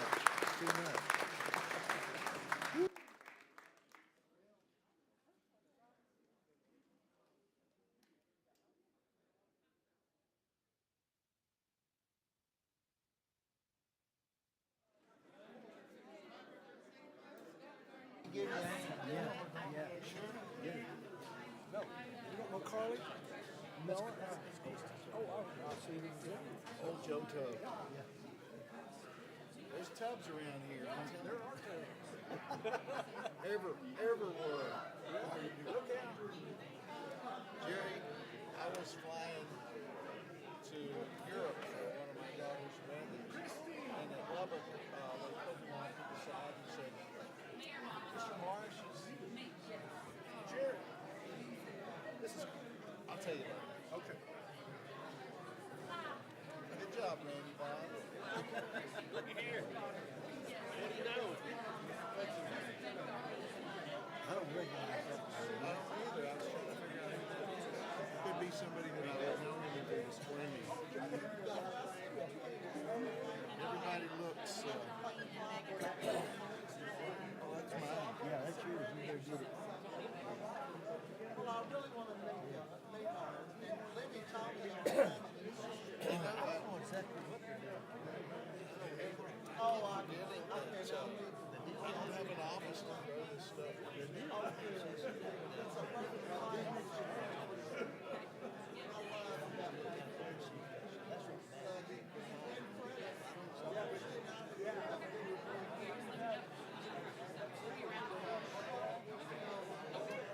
I'll never live that down.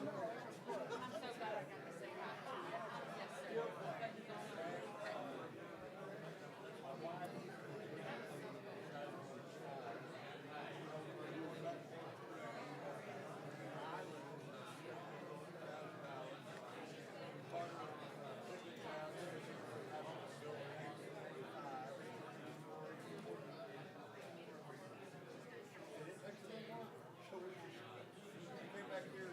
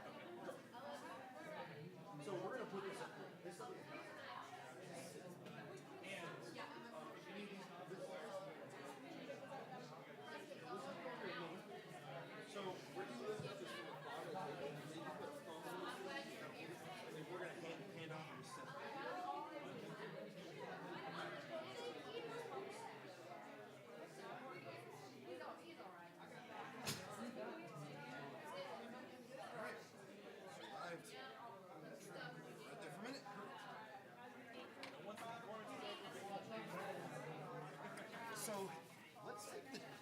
let's take the chairs right now. Maybe we could put a few over there. We might put a few off on the side over there. Maybe one more.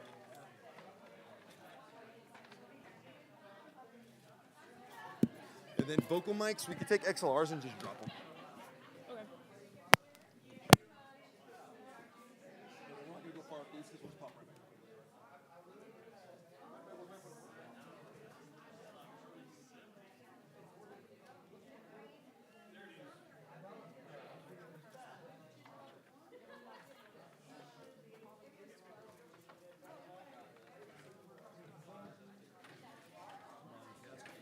One right here in front of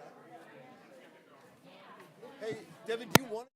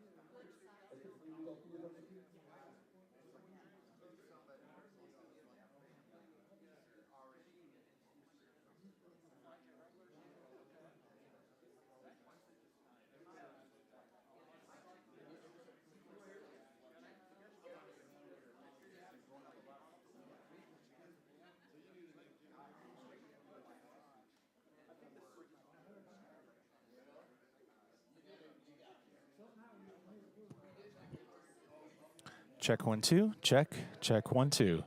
Check 1 2. Check 1 2 3. Check check 1 2. Check 1 2 3. Check check 1 2 3. Hello. Check check 1 2 3. Oh, my voice sounds extra buttery today. All right, thank you. That's great. Thank you.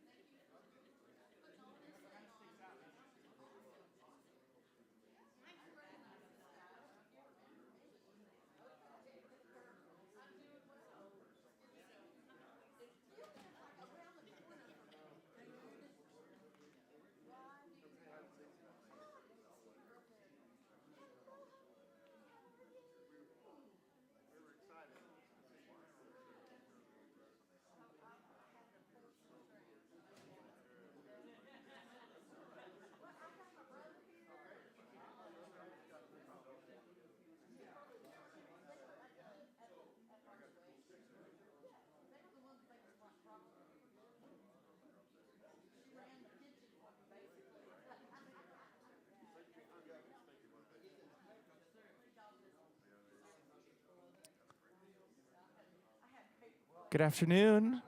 Good afternoon, everyone. Hello, hello. Good afternoon, everybody. My name is Devin Collins. I'm a current instructor of piano and electronic music. We started our electronic music program 5 years ago in spring of 2020. But the seeds had been planted for such a program many years before. And today, I would like to do a tribute to probably the most creative, technically minded student, teacher, and composer who really I have to thank for the electronic music program existing at South Plains, Mr. Mark Murray. We have some friends and family of Mark Murray here. If you, I see Sin. Hi. I'm glad you made it. We're glad you're here. And we have close friends of Mark's. I'm sure you all have already been chatting with each other. I only met Mark personally, briefly, a few times, but it didn't take but a few moments to realize that he was a kindred spirit and somebody who had already walked the path that I was hoping to walk in my life. And we had a few great conversations, one of which was in Carrollton, where he resided and where we met up for bubble tea. And we nerded out on synthesizers for about an hour and a half before he told me, I've really got to go.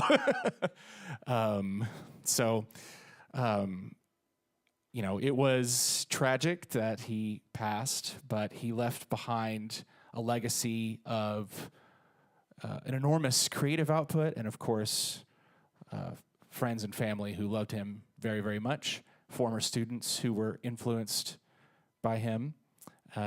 And today, I'm going to do a 3-part presentation. The first part will be from his collection of song-a-days. He made a song on this instrument and iterations of it every day in the year 2021. And I worked with Alan Crossland, who had already gathered all of these materials, and he sent them to me, and I downloaded all 365 of them. I listened to all of them, and I was able to put together a collage of about 48 of those tracks. So that would be the first part. The second part will be, graciously, Cindy Murray allowed me to come to her house and pick up Mark's synthesizer.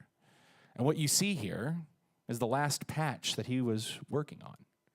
And we're going to all get to listen to that. And then the third thing, I will let you know when we get there. So without further ado, here's a tribute to Mark Murray.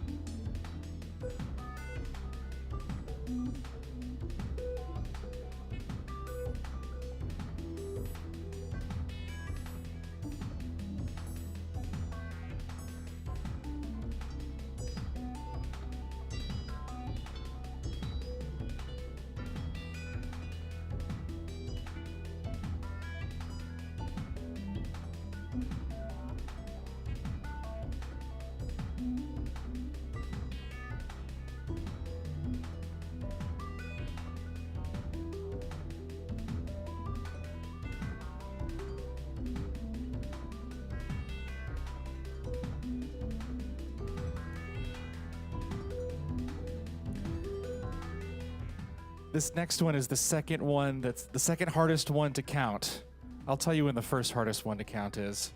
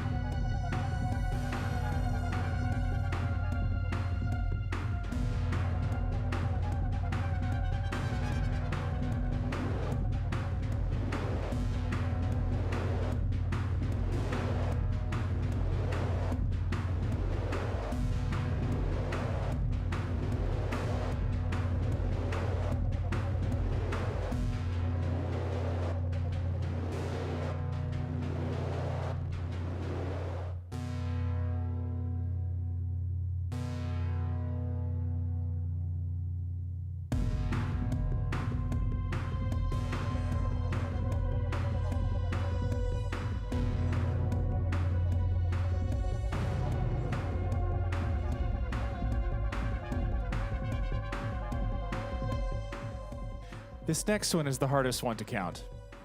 If anybody sees any spare 30-second notes lying around on the floor, let me know.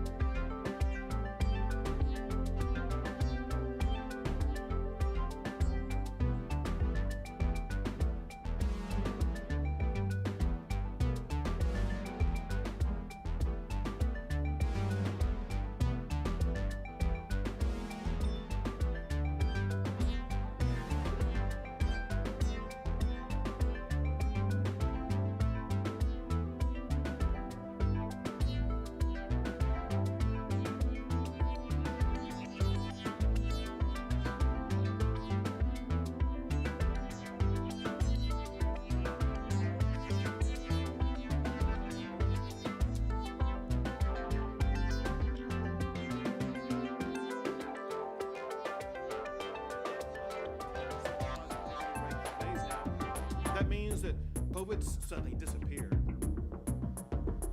make no mistake. Make no mistake. Like COVID suddenly disappeared, state mandates are no longer needed.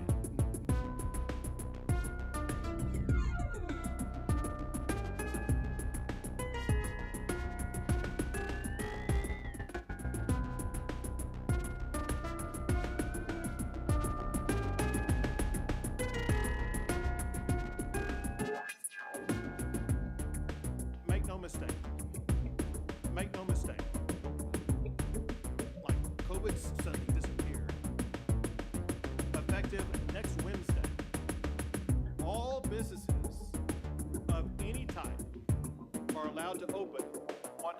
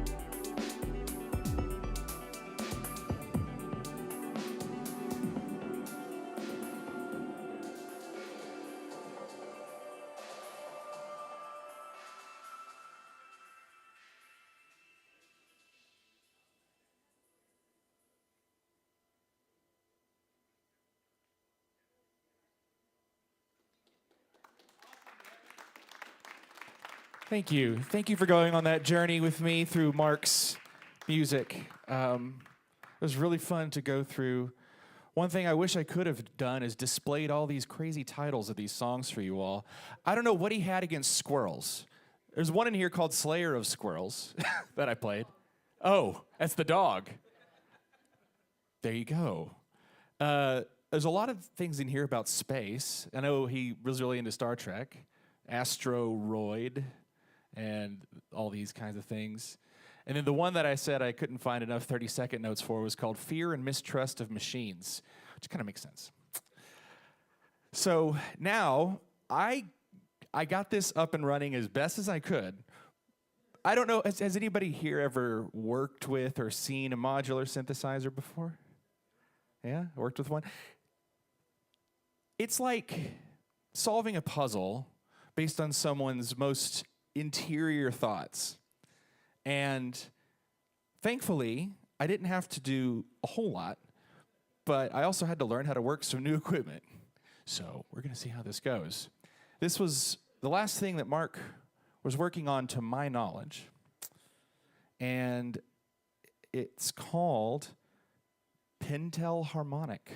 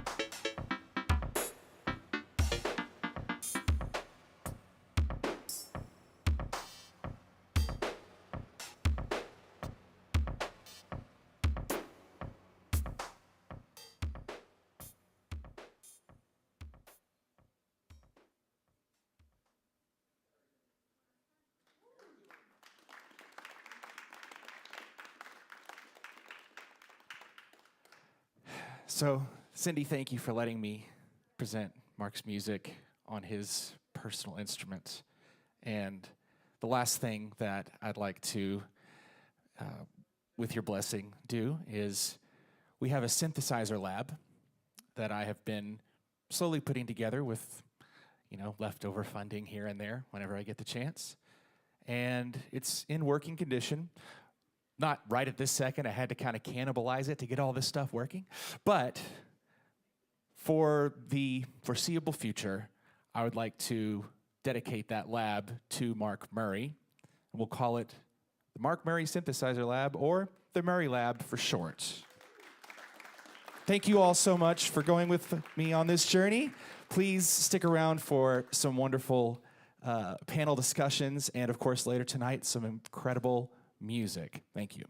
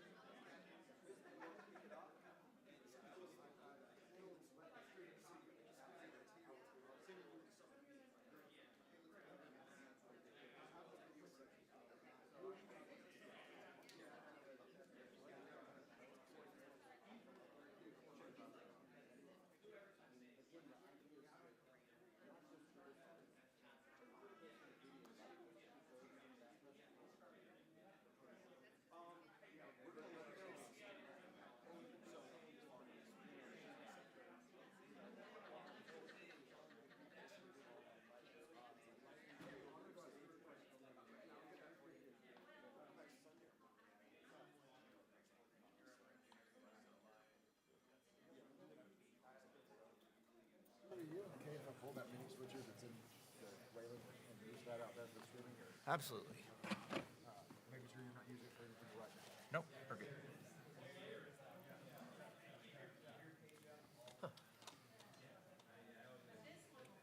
Well, let's play with this. Yeah. It's so pretty.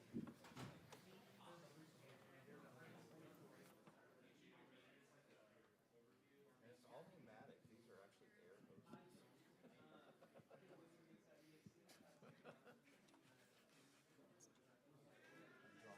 I had to leave you. Do I? Did you hear? Yeah. It's, yeah, it's very clean, transparent sound.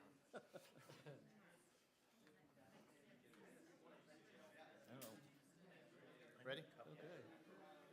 Well, welcome, everybody. Thanks for coming to the Sound Tech Board and the 50th anniversary. We're glad to see all the faces that have come back, Sound Tech students. I just now got told I get to be the first one to talk, which is certainly not, didn't make me feel at all nervous, at all. So there's apparently starting with the least intelligent, and then we'll move towards the more intelligent.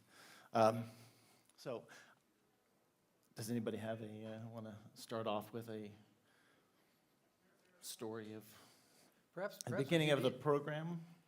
Perhaps we should introduce ourselves just to make That's a good sure- idea. See, that's what, like We're I making said, this they up, put me in okay. charge of this, which was stupid. Yeah, let's start down with Randy. Okay, Randy Ellis, and I started the Sound Tech program. I believe it was 1980, the fall semester, we began teaching. However, the recording studio was not quite finished. And it was the middle of that semester before they finally got the board put into the what became the Wayland studio. And so we started out with 16 tracks and a 2-track recorder to record the mixes on. And we had another quarter-track machine too, and a whole bunch of cassettes. So that was the very beginning of the thing, and my prep for that was I went to the college here for music to begin with, and got the 2-year degree, and then they had approached me about putting in a recording studio, and I had had some radio and television background at Texas Tech. I took everything they had to offer in that field. They didn't have a recording studio at all at that time, and so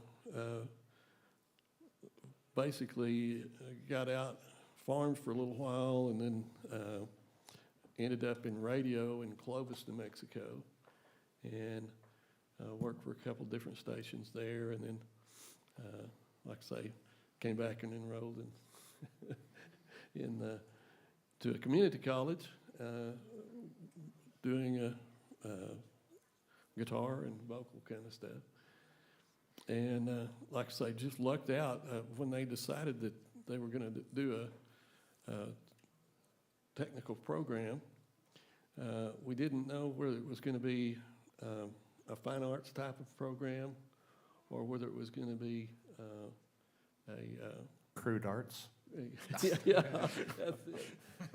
It was, we decided to go with the technical type of program that was the same as what welding and mechanical arts and all of that stuff that we had. In fact, there was an electronics service repair program underway at that time. So, like I say, we decided that compensation was a little bit better for the college to go to the technical type of program, and decided to do that. And like I say, I was allowed to go to Belmont College in Nashville for a year and learn everything I could. And believe me, I scrambled to figure it all out, and then came back here and we got started. So that's the whole nutshell there. But we had fairly meager beginnings compared to what is here now, which is amazing to me. It's just wonderful. And so that's my 2 cents. Jerry?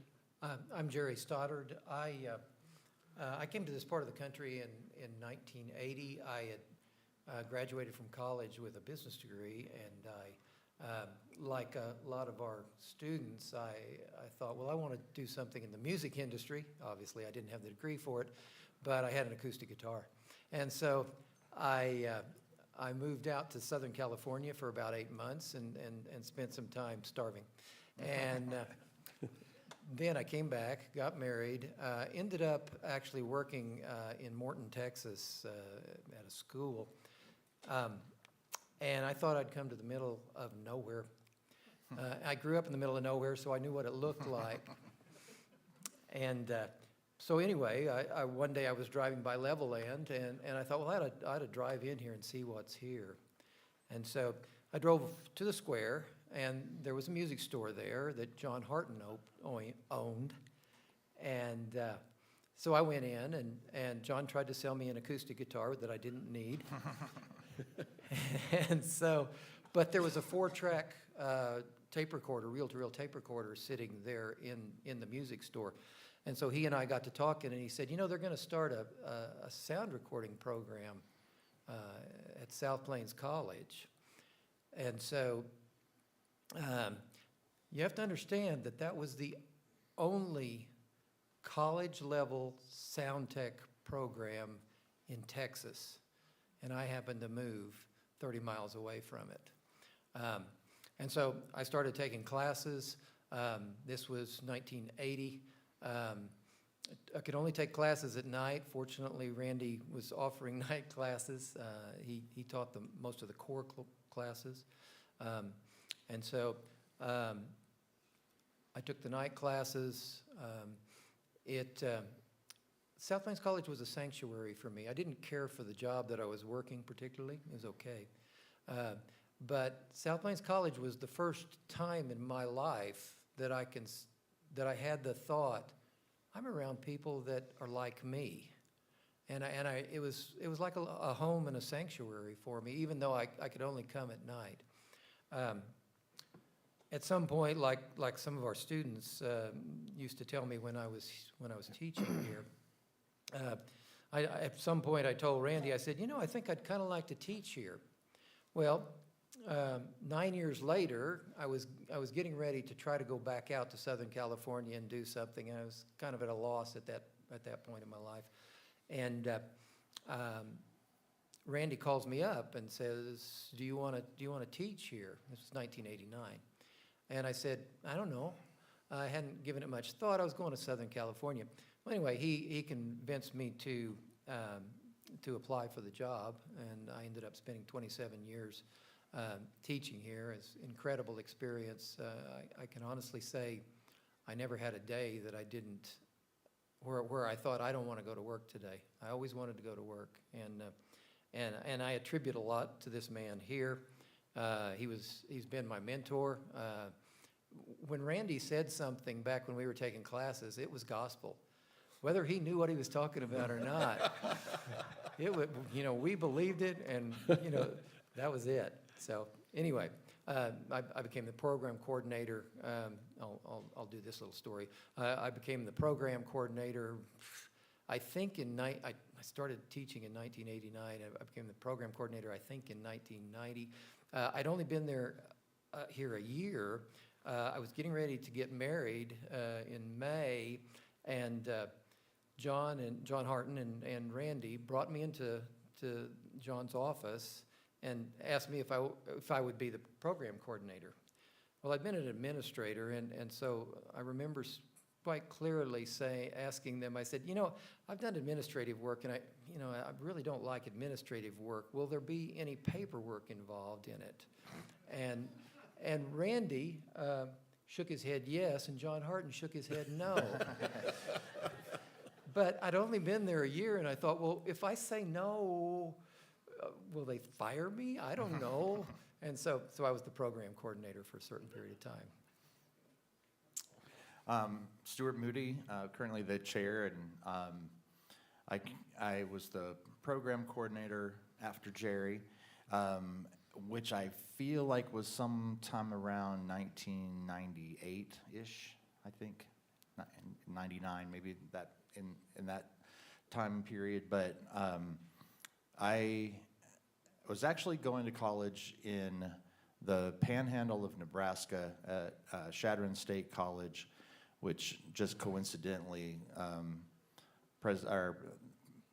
President Calvin Sharp, before the current president, went to that same college, not too many years in between the time I went and coming down here, but it was a great school, and I went there for, my plan was to be a veterinarian because, from the time I was like 5 years old, people would ask me, what do you want to be when you grow up? Well, I like dogs, so I think I want to be a veterinarian. It's like, I just want to make dogs happy, So anyway, seemed like a good plan.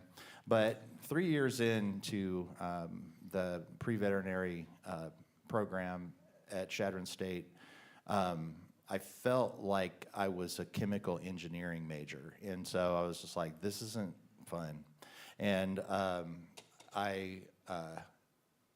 was like, kind of had a come to Jesus moment where I'm like, what are you passionate enough about to, do whatever it takes to get through a curriculum.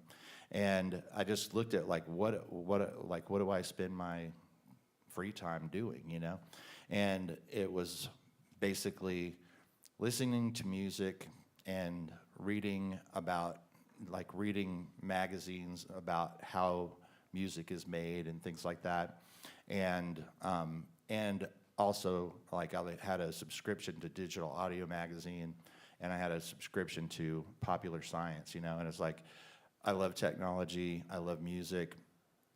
And then I just happened to see this movie that came out that was called Give My Regards to Broad Street, and it was Paul McCartney was in this movie, and it had at the time it was like amazing, but thinking back, I was like, this plot was pretty thin. But anyway, the plot of this movie is they go into, it's either like EMI Studios or Abbey Road or some amazing studio in England, and record this album on 2-inch tape, and I'd never seen a 2-inch tape machine or anything like that, it was like legit how it's done in the real recording studios. And then their 2-inch tape gets stolen, and then like some nefarious group is going to try to palm it off as their work or something. I don't know. But anyway, it's like people wouldn't recognize Paul McCartney's voice on this. That's why I'm thinking maybe it wasn't such a great plot. But anyway, it was very inspirational as far as like when I saw what went on behind the scenes, and I was like, that's what I need to be doing, And so I'm like, I'll figure out what that's called, and then I'll go to the library and look that up and see, how do you do that, So I go to the library, and I go to there's like this reference section, and there's these 2 really thick books that basically tell you how to find a college that covers whatever you're interested in majoring in.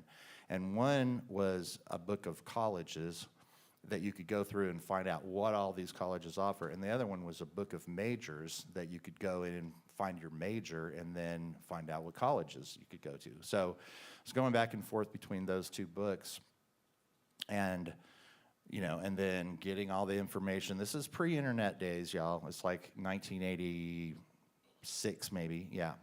And I write letters that was a thing. Wrote letters to these schools, got their catalogs sent to me, pouring through all these catalogs.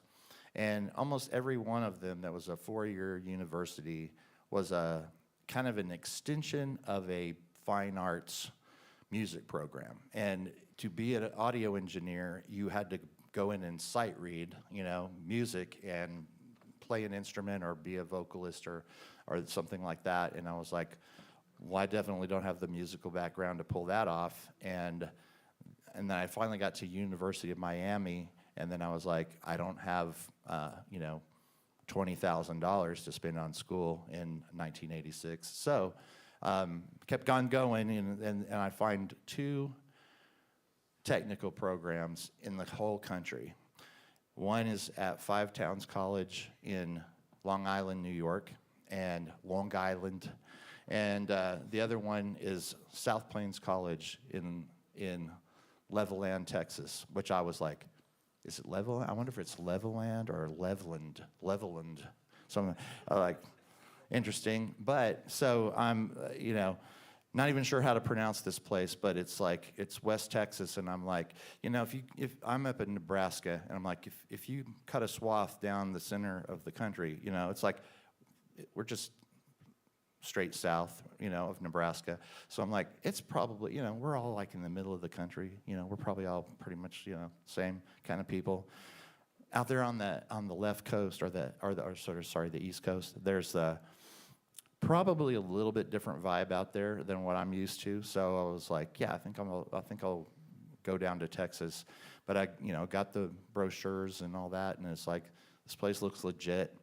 And but I didn't talk to anybody. I kind of mentioned it to my parents, and that was an interesting conversation.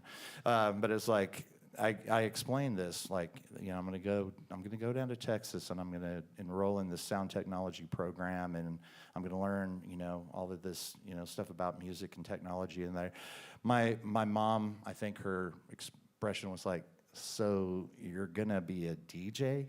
I was like, no, not, and is that a bad thing? But, it's like, no, that's not exactly it. But anyway, so I packed up my Mustang with all my worldly possessions and drove down here during registration week, and I'm talked to Don McCown, who advised me and was telling me about the courses, and I was like, oh, this is going to be awesome. And got signed up and started the program, and it was just like, I mean, I'd never had probably felt up to that point in my life like, am I really doing what I should be doing? Am I making a good decision here? But I definitely felt that when I got here and went through the program. So I just kind of absorbed everything like a sponge, and it was just all really exactly what I was hoping for. And the 2 years that I was here doing that, I kind of poured myself into everything. I basically lived in this building, lived in the dorm across the street, but I definitely spent more time in this building than the dorm or anywhere else around here. And just kind of soaked it all in and enjoyed it tremendously. And then the last semester, when I was thinking about what's next for me, and I was there was another sound tech student who was from Georgia, and his name was Jeff Kane, and he. I think he lived in the Atlanta area, and so they had a pretty cool music scene. And I was like, yeah, I'm going to go to Atlanta and be an engineer, or really, if I want to keep doing, school about this gig, I always still felt like there's so much more I need to learn. And they had a really cool program in Savannah, Georgia, and I thought, well, maybe go check that out or whatever. But there were some posters around the building that were advertising a position for a summer gig, and that Randy, I believe, had put up for being the sound engineer for Country Caravan. And that was kind of a, that was a big deal at the time. But I remember also one of my fellow students, what would happen when Country Caravan would be getting ready to go out on the road. Suddenly there was a lack of gear around in the building, to like do projects and things like that. And it's like, where are the Sennheiser 421s, And it's like, oh, those are out with Caravan, And so there was kind of this love-hate relationship, with Caravan because of some of the resources went away during those times. But anyway, but it was a big, spectacular, show. Got a lot of attention, did a lot of great PR for the school and everything. Well, so I'm thinking, I've just, barely gotten my feet wet in this whole thing about doing sound, and I definitely don't feel like I could step in and do that kind of gig, that summer. So I didn't even, I didn't even bother to apply. But Randy and Mark Murray cornered me one day, and they were like, "How come you didn't apply for that?" And I said, "Well, I don't think I'm ready for that." But they said, "Well, you should at least apply, interview, we'll talk about it, all that kind of stuff." And in that interview, when it was discovered that I had basically a certified driver's license to drive a big rig, and they needed a truck driver also in that, it was like pretty much clinched it. They were like, that's, you got to do this. And so I was like, and they assured me they'd help me out and make sure that I felt good about everything and understood how the system worked and all that. Had plenty of time, to get up to speed on it. So I agreed to that. And so that was really my first sort of paying gig for the college, as being the sound engineer for Country Caravan that summer. And I was right. I had no business being in that position at that time. No, but no, it was definitely, there was a lot of challenges and things I had to learn, on the road, and be very adaptable and think on your feet and all kinds of stuff, which was actually a great baptism of fire type of an experience that I learned a ton from. And so that was like probably the best opportunity that could have come my way at that point in time. And so in that show, during doing that show, I had a soundboard that was just on a, just kind of a regular table, but on a big, 8x8, about 5-foot high platform, literally directly behind me, stood the president of the college running spotlights for the show. That was a little nerve-wracking, and so but we had a good rapport, and that was Dr. Baker, and he liked having me on the crew and everything, and so he did talk to John after the summer was over, and he was like, "Hey, is that kid going to be around next year?" And John was like, "I don't know." And he's like, and so I think basically the end of that conversation was, find something for him to do so he's around next year, so he can do this show again. And so they hired me on in that fall. That was fall of 1989 to be the. Sorry about that. It's a timer. But right, that I'm supposed to go start a video again, but anyway. Somebody could do that. I'm otherwise disposed, but all right. It's just one space bar button. Somebody can do it. But anyway, no. So John, so had that conversation with John. John probably talked to you, Randy. I would imagine as like, Yeah. What kind of position do we need somebody to do? And this was kind of a natural segue. That position was being the studio manager, which we had students basically that were scholar assistants that would like handle scheduling the studios and things like that, and that was part of it. But also, as a student, when I was a kid, I would take things apart, make new toys out of old toys and learn how stuff worked internally. And my dad bought me a soldering iron at some point, and I would make little houses out of boxes and run wires through the corrugation, and put little light switches in and solder things together and stuff like that. And so when mic cables would be bad in the studio or stuff like that, I would just say, hey, can I go to the lab and fix this cable, and or a new piece of gear would come in and they'd need some cables, and I'm like, I'll build them, and so I was kind of like into that whole aspect of things. And so they were like, well, we need somebody to keep this, install gear, keep things running, run sound for graduation, other types of events like that. So that, all of those things probably together could keep this guy busy, So, and it did, I guarantee. So anyway, so that's kind of how it began, and then it kind of evolved into teaching a few classes here and there as well, and then pretty much regularly then teaching live sound classes until one of our instructors, one of our full-time instructors, Steve Wohlrab, moved on, and then a full-time teaching position became available. And so I taught full-time 1 year, and kind of like Jerry, taught full-time 1 year, and then, hey, would you like to be the program coordinator? So that was a really long story to get around I passed to. it on. Or you probably felt like you were paying it forward, I'm sure. But No, I was. okay. 1 year and you're set. You can be the program coordinator. So that's how I moved into that position.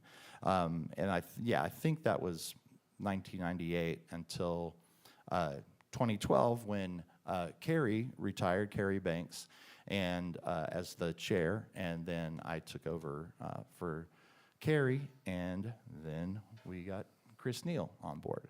And how long had you been teaching before that? Well, I only remembered when I became coordinator when you told me when you became chair. So I came here in 2004. So Okay. Do the math. See, 20, you please. got 8 years before we Got suckered said, into this yeah. thing. Okay. So on to you. Okay. Well, first of all, I had this thought pop into me as I'm listening to you talk, which is Stuart and I are very similar in a lot of ways. And in fact, lots of times we'll be sitting talking and we both have the same joke or song title that pops into our brain.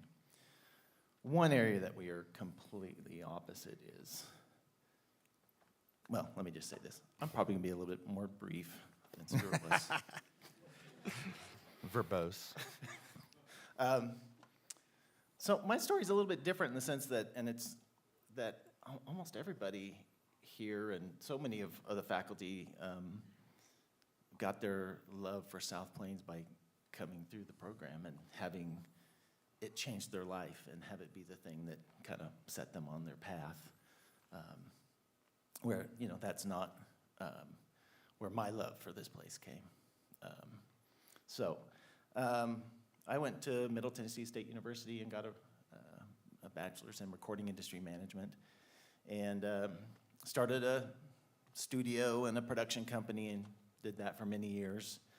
Somewhere in 2004, some friends of mine moved down here, and they started sending classified ads to us. And there was one time that was for an audio engineer, and I was like, okay, wow, this is crazy, because you almost never see classified ads for audio engineering and things like that. And at the time, I thought I was kind of getting a little, not tired, but I was working, I was a sole proprietor, studio production, so when I went to work, it was me going down to my little studio and engineering and doing my thing, and then, and I was like, it'd be kind of nice to actually work somewhere with other people and stuff. And so I thought, oh, well, let me just apply for this, and obviously got the job, moved down here.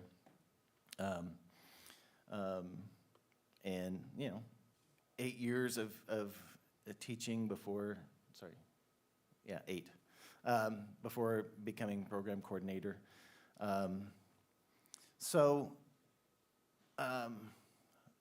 Tying back into the thing, my love for South Plains College came from just being here. Sorry.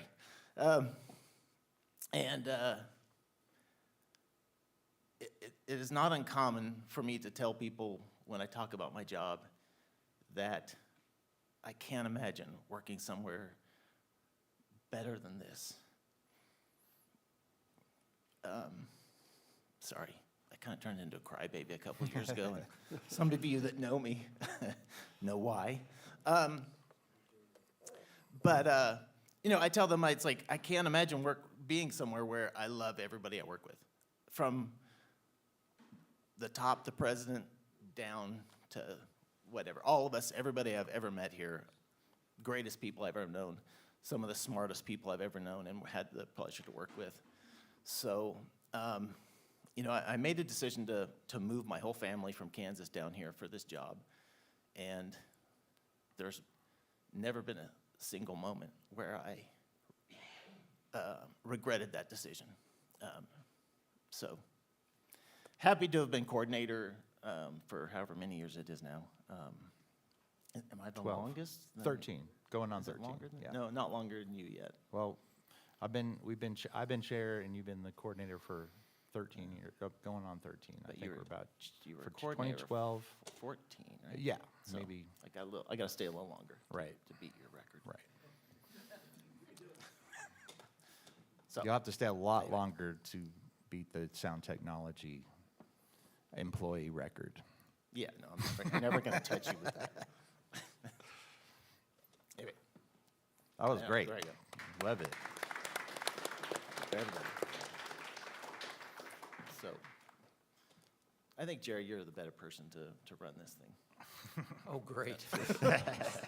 Well, okay, where we during go from the, here. during the time that you were the program coordinator, what changes did you see, or fun things that you saw, or whatever, technology-wise, or any of that? We'll start with Randy. Oh, okay. Well, as I mentioned a while ago, the first album that we produced was actually before that we had this program. We went to Don Caldwell's studio in Lubbock and recorded the songs from the roadshow, from the Country Caravan. And it was an LP. We moved from that to, like I say, that sparked an interest in getting a studio program going on. And so we worked on that. I've had to do a survey of, I'm kind of like you, trying to find any other program like this in Texas or anywhere else. None. There were a few at four-year college level, but it was part of a music program or whatever, and wasn't specifically aimed at turning out engineers. It was just auxiliary to those things. And certainly no vocational technical area. So I mean, I was wondering what we were going to do.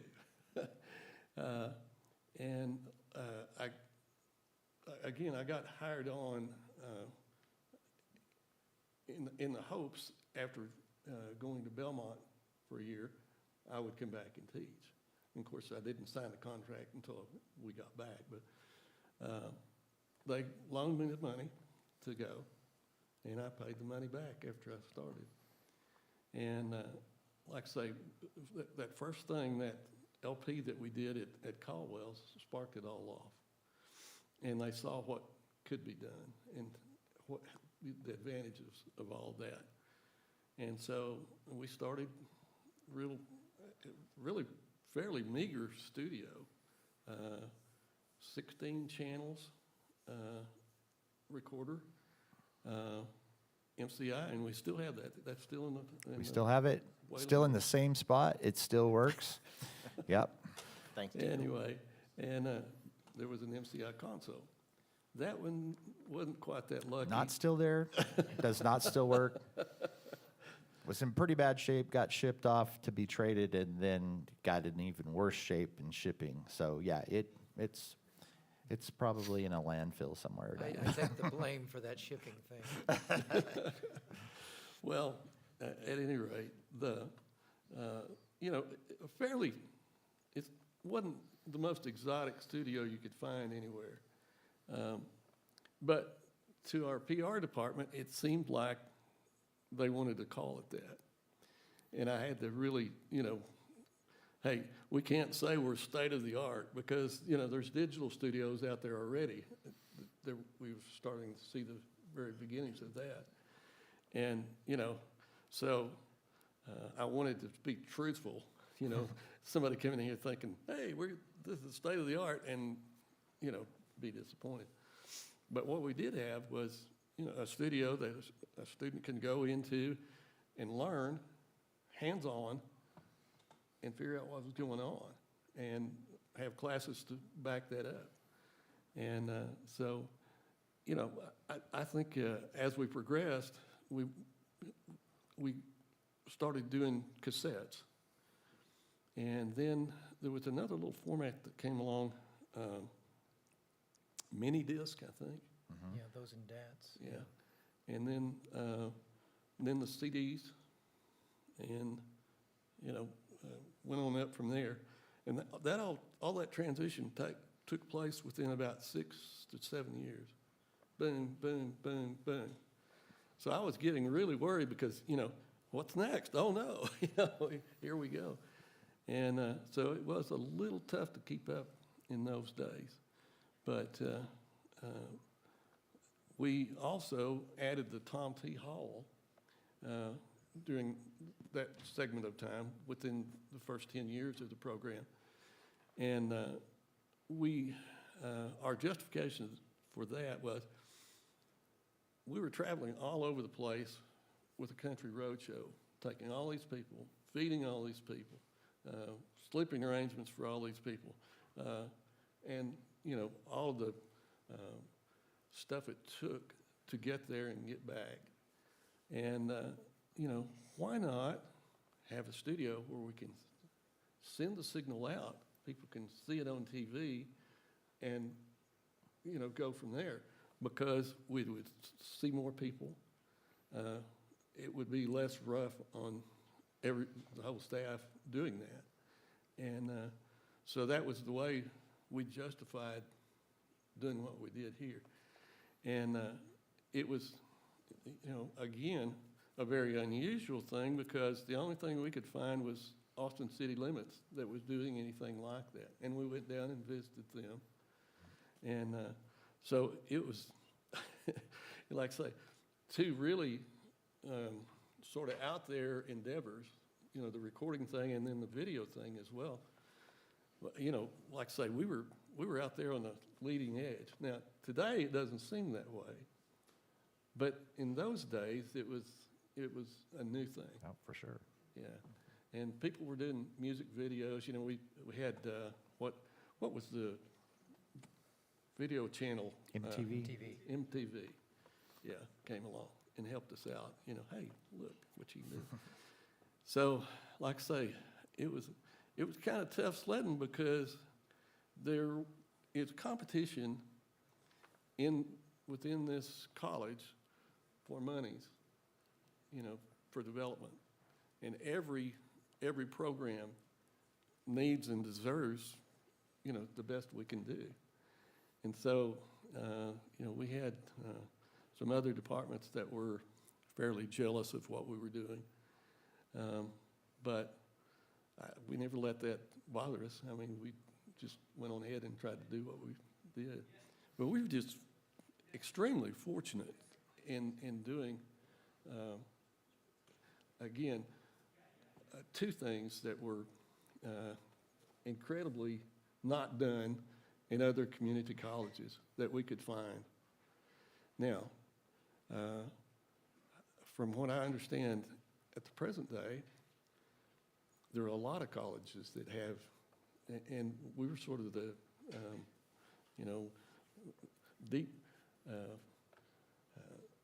deep plowed the ground for that to happen. Yeah.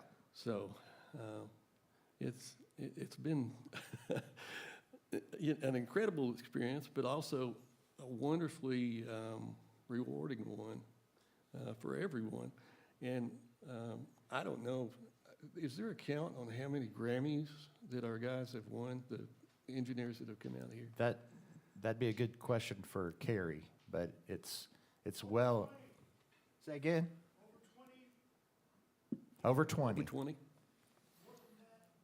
For sure. Yeah, and there's, both on the artist side and the technical side, yeah. Yeah.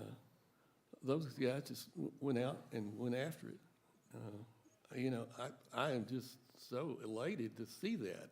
It's like everything, all the hard work you ever had to do, it's worth it, when that happens.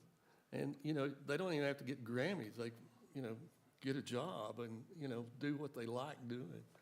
So it's been a lot of fun. It's been a wonderful, I kind of feel like you, that best job I ever had, and most wonderful people to work with too. It's a neat deal. Kind of along that line, as Randy was talking, I was just thinking about, at one point the state came in and they said, we need to, because there were other sound programs by that time. This is when I was program coordinator. And they said, we need to have some kind of standard for sound. They really didn't have it on the state level, and they were trying to standardize a lot of classes throughout the state. And so I sent Randy to a seminar and where they were supposed to figure out the curriculum for the state. And he came back and he said, it was me and one other guy, and he had a hangover. And so basically, Randy wrote the curriculum, which was our curriculum, for the entire state of Texas. And, and that's kind of the way it was, even though I was only a student, when Randy was doing, the starting the program, that we were just doing what we were doing and making it work. For me, when I was the program coordinator, some of the things that were happening, we were moving technologically. We were the culture was moving to DAT machines for recording. We were moving into digital. I remember having the thought that as we moved into software, I was like, okay, there's all these different software programs. How am I supposed to teach them all? And it took me a while to realize that, okay, if you've worked with one, then you can work with the others, because they're all kind of copying each other. And so that was kind of a challenge when I was the program coordinator. The other thing was that when I was the program coordinator, we tried to start a live sound program, and it really wasn't the time for that. Just didn't have enough. Partially we didn't have enough equipment, but we had hired Keith Meek, who had gone to college here, and he had been the stage manager for the Bellamy Brothers, run sound for him and stuff. But that really just didn't work out for us, not because of Keith, but just the circumstances. And to that end, I want to give credit to Matt Quick, who did create a sound program.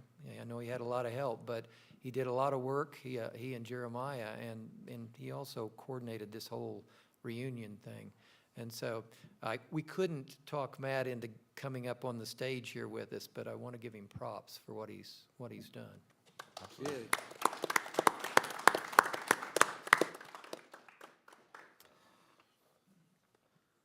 Yeah. I did have a thought during all that. So yeah, on the curriculum side of things, even we had visits from community colleges. I remember from, I think it was pronounced Cuyahoga, Ohio, or something like that, came out, but that was just there were several that came here to see what we were doing and how we had become successful, and it was in great part to what Randy had brought, with his knowledge of the what was already here in the commercial music and what kind of needed to happen to support that and the kind of vision for this department, but also with what he brought back from Belmont, with looking at Caldwell Studios, figuring out very practical, like, what do people, and this is what this is all about, this whole department is all about. There are jobs out there that are in this sort of creative, technical realm, and there's people that want to do those jobs, and we want to make sure that when they come through here, they are as prepared as they can possibly be for those kind of positions that are out there that for a lot of people are like the dream job. It's like, I'd love to be able to do this, but it's hard to just jump into that. And some of these programs, there wouldn't be any expectation on the employer's side of things that somebody had an associate's degree in this field, but they would be thinking, they're going to be an intern or an apprentice or something like that, and it's going to be a lot of years before they get up to speed and things like that. And so in many ways, the concept of these types of programs is sort of an accelerator type of program where instead of long years of internships and things like that and learning on the job, that you get a much quicker foundation, to be able to go out into those entry-level positions. And I think that's, been very successful in that. But I also don't want to forget, and I know that several of the people that are back here today, and were here yesterday, and hopefully will be here tomorrow as well, is that they serve on our advisory boards, and that is also something that has been crucial to shaping all of the programs that we have here.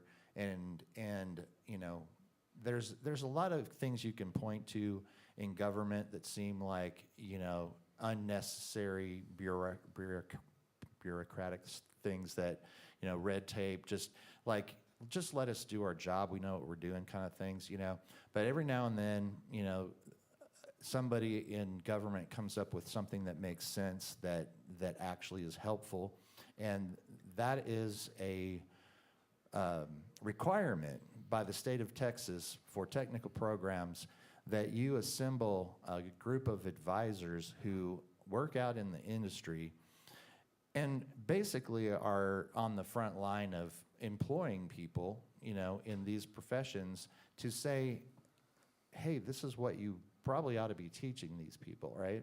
So it's like, wow, that makes a lot of sense, So we definitely get input in all of the programs, all of the technical programs at every community college in the state of Texas is legally required to assemble a group of people every year to meet and discuss what their curriculum is, tour their facilities, explain what they're doing and why they're doing it, and then get feedback on, it's like, well, that's great.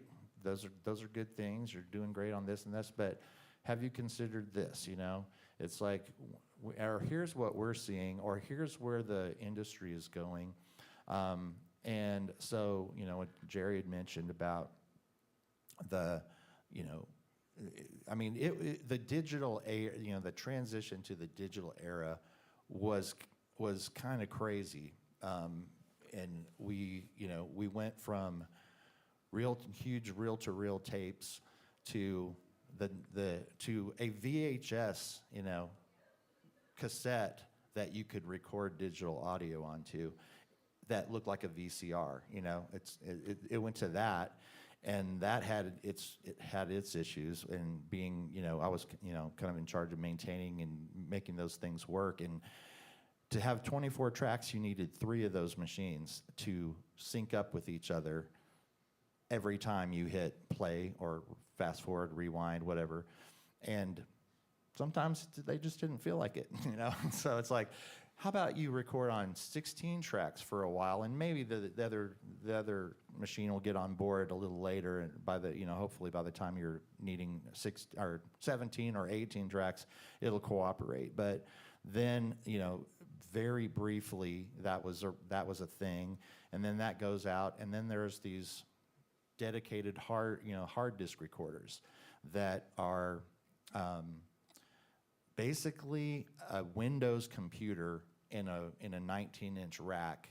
So it's a motherboard and the whole 9 yards inside, but then it has buttons on the front that make it look like a recorder, And they had these drives that were removable that you would pull out and push in, and you could swap them out, which was cool. Hard drives were way cheaper than analog tape.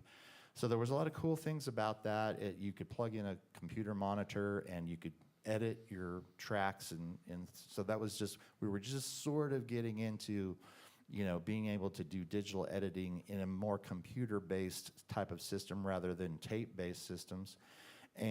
But then inevitably it would be like, oh, it doesn't want to read the drive. Let's try like pulling it out and reseating it again, And then it would be like, well, it won't play off the drive, but if we can transfer it to the internal drive, maybe that'll work, And it was like another like nightmare scenario of, just constant issues that, and we got students that are trying to learn and then gear that's not working like it should and things like that.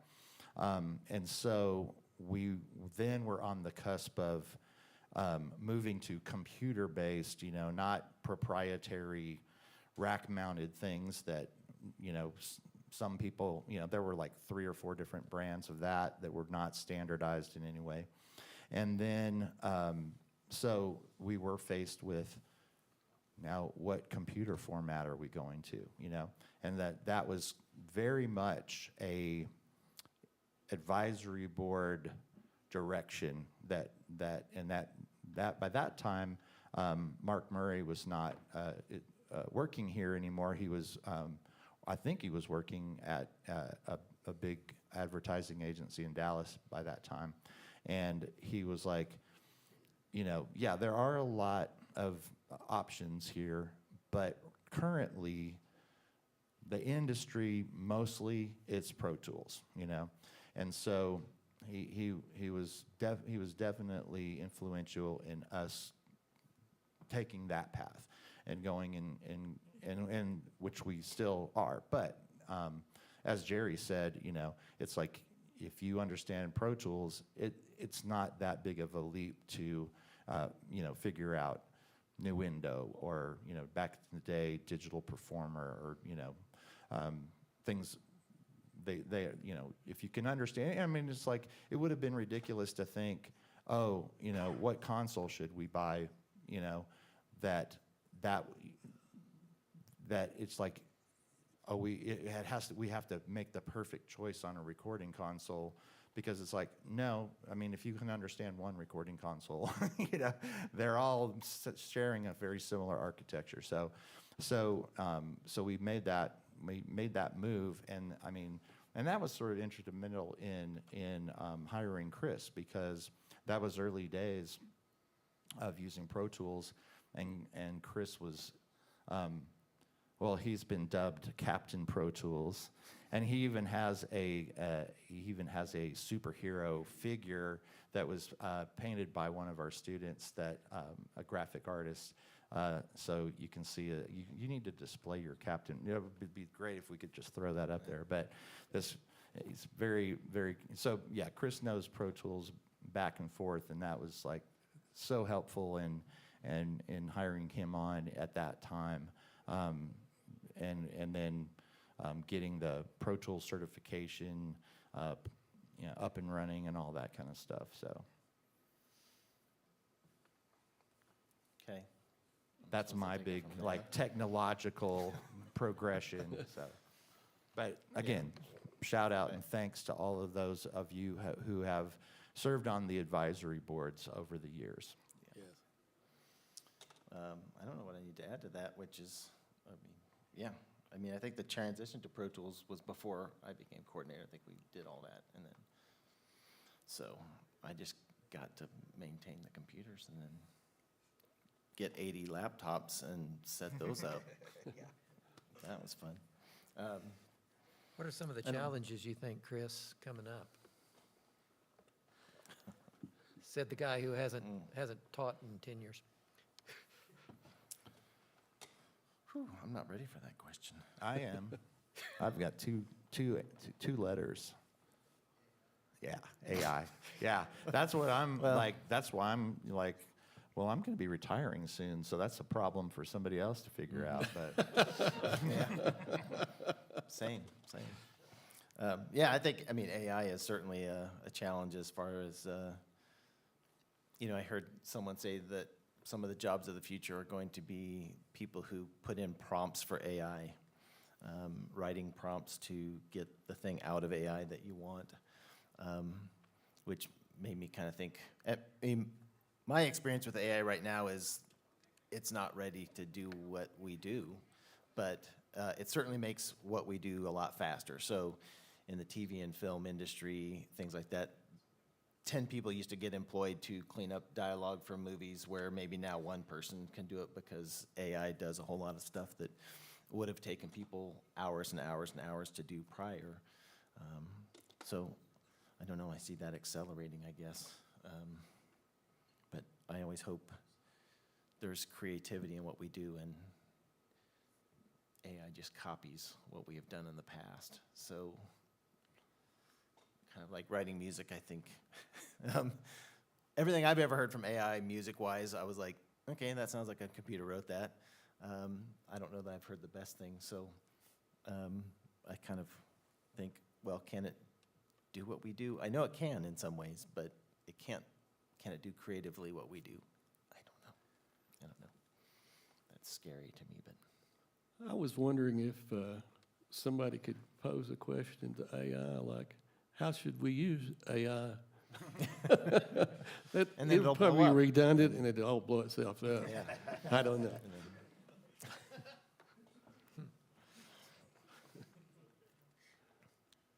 I guess I'm up.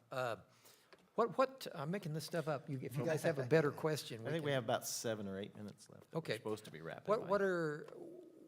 are you most proud of out of what we've done? Okay.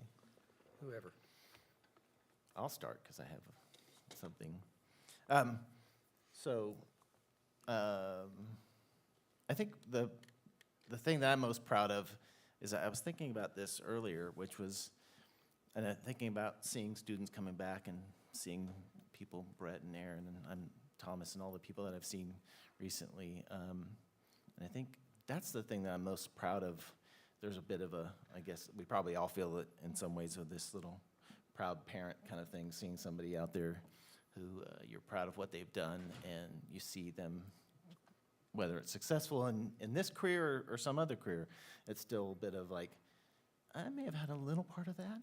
Maybe I can say, if it wasn't for me, maybe there's some decision they've made in their life that I was somehow influential in helping them make that decision. And I think that's, the thing that I'm most proud of, I think, is, and the other thought that came to me in the same thing was, I don't know, I think we've all experienced as engineers where you look back at the last thing you did and said, I could have done that better now.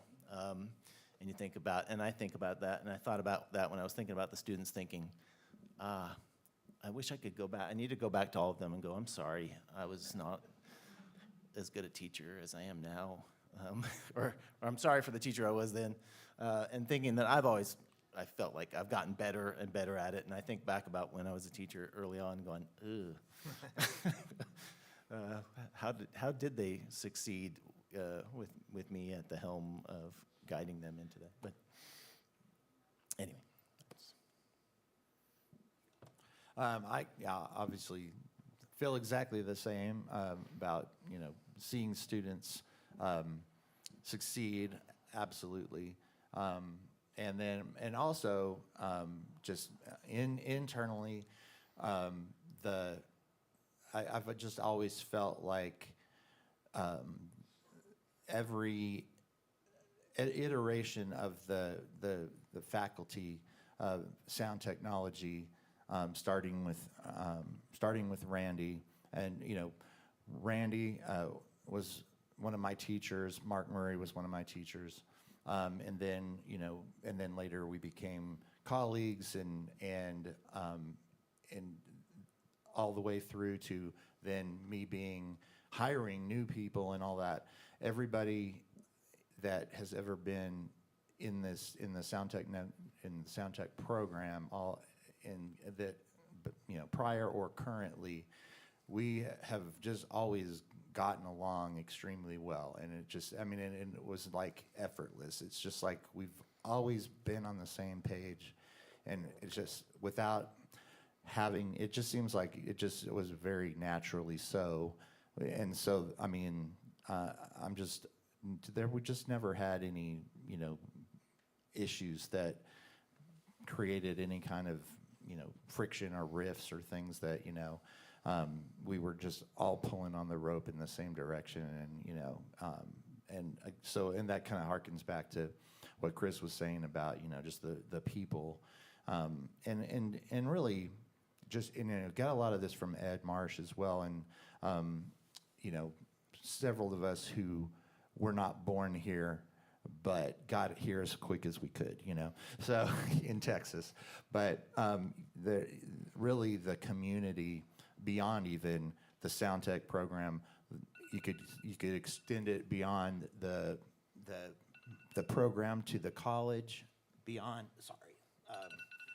the college to the community of Levelland, and to the county of Hockley County, to West Texas. It's just like the people in this area are truly the finest, friendliest, like most real people that I've ever and I've literally lived all over the world, and so I have some background in what other places are like, and so I'm very proud to now be a West Texan, a Hockley County resident, a Levelland resident, employee of South Plains College. So. A number of years ago, I had a student, very talented. I won't mention his name because I've had a lot of very talented students. And anyway, I was working with him, and I went home and I was talking about him and what I wanted to help him with, or what I don't really remember exactly. But my wife was like, "Why are you so intense about this? This particular student? Why are you trying to, help him in particular?" And he was very talented, and my answer was, there wasn't anybody to help me when I went out to California, and so to be able to do this, to be able to help people along, like Chris said, in a small way, it's been incredible. It's and to know, we don't know where our students will end up.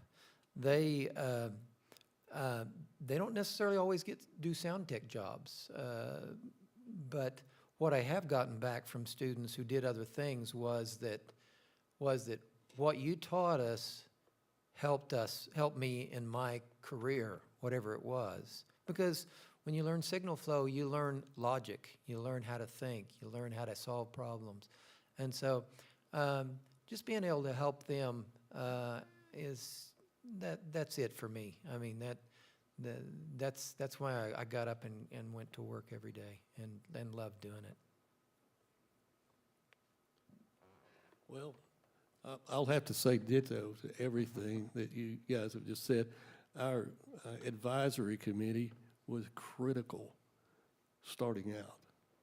I mean, they could have easily just said, we don't want y'all there. You're going to mess our market up.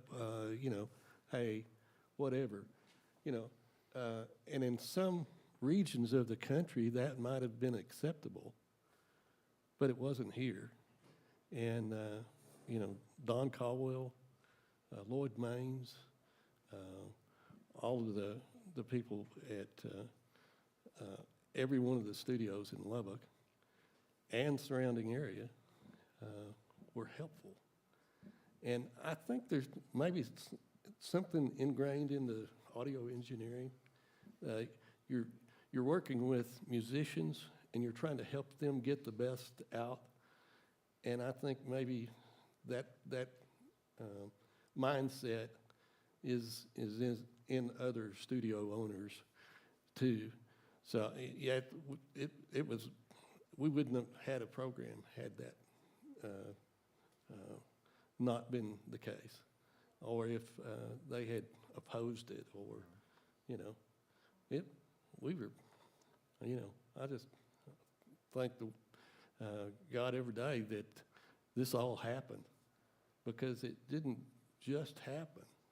A collection of a whole bunch of people working together that made it happen. So I'm thankful. Great. Thank y'all.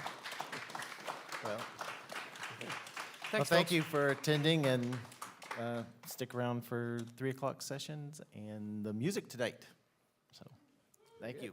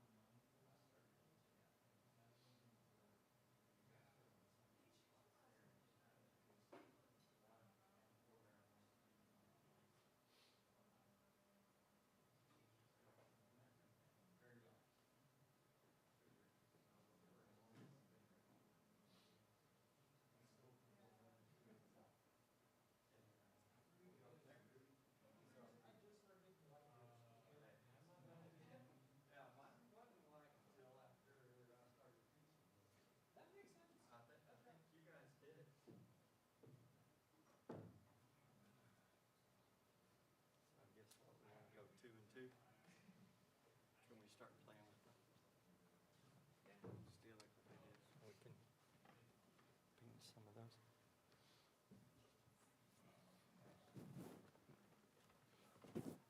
God, those lights are bright. Is that how it is on that, DJ? Usually not this bright, but. I was fixing to say. High school. All right. Very happy I'm wearing a hat. The lights. Oh, yeah, it's intense.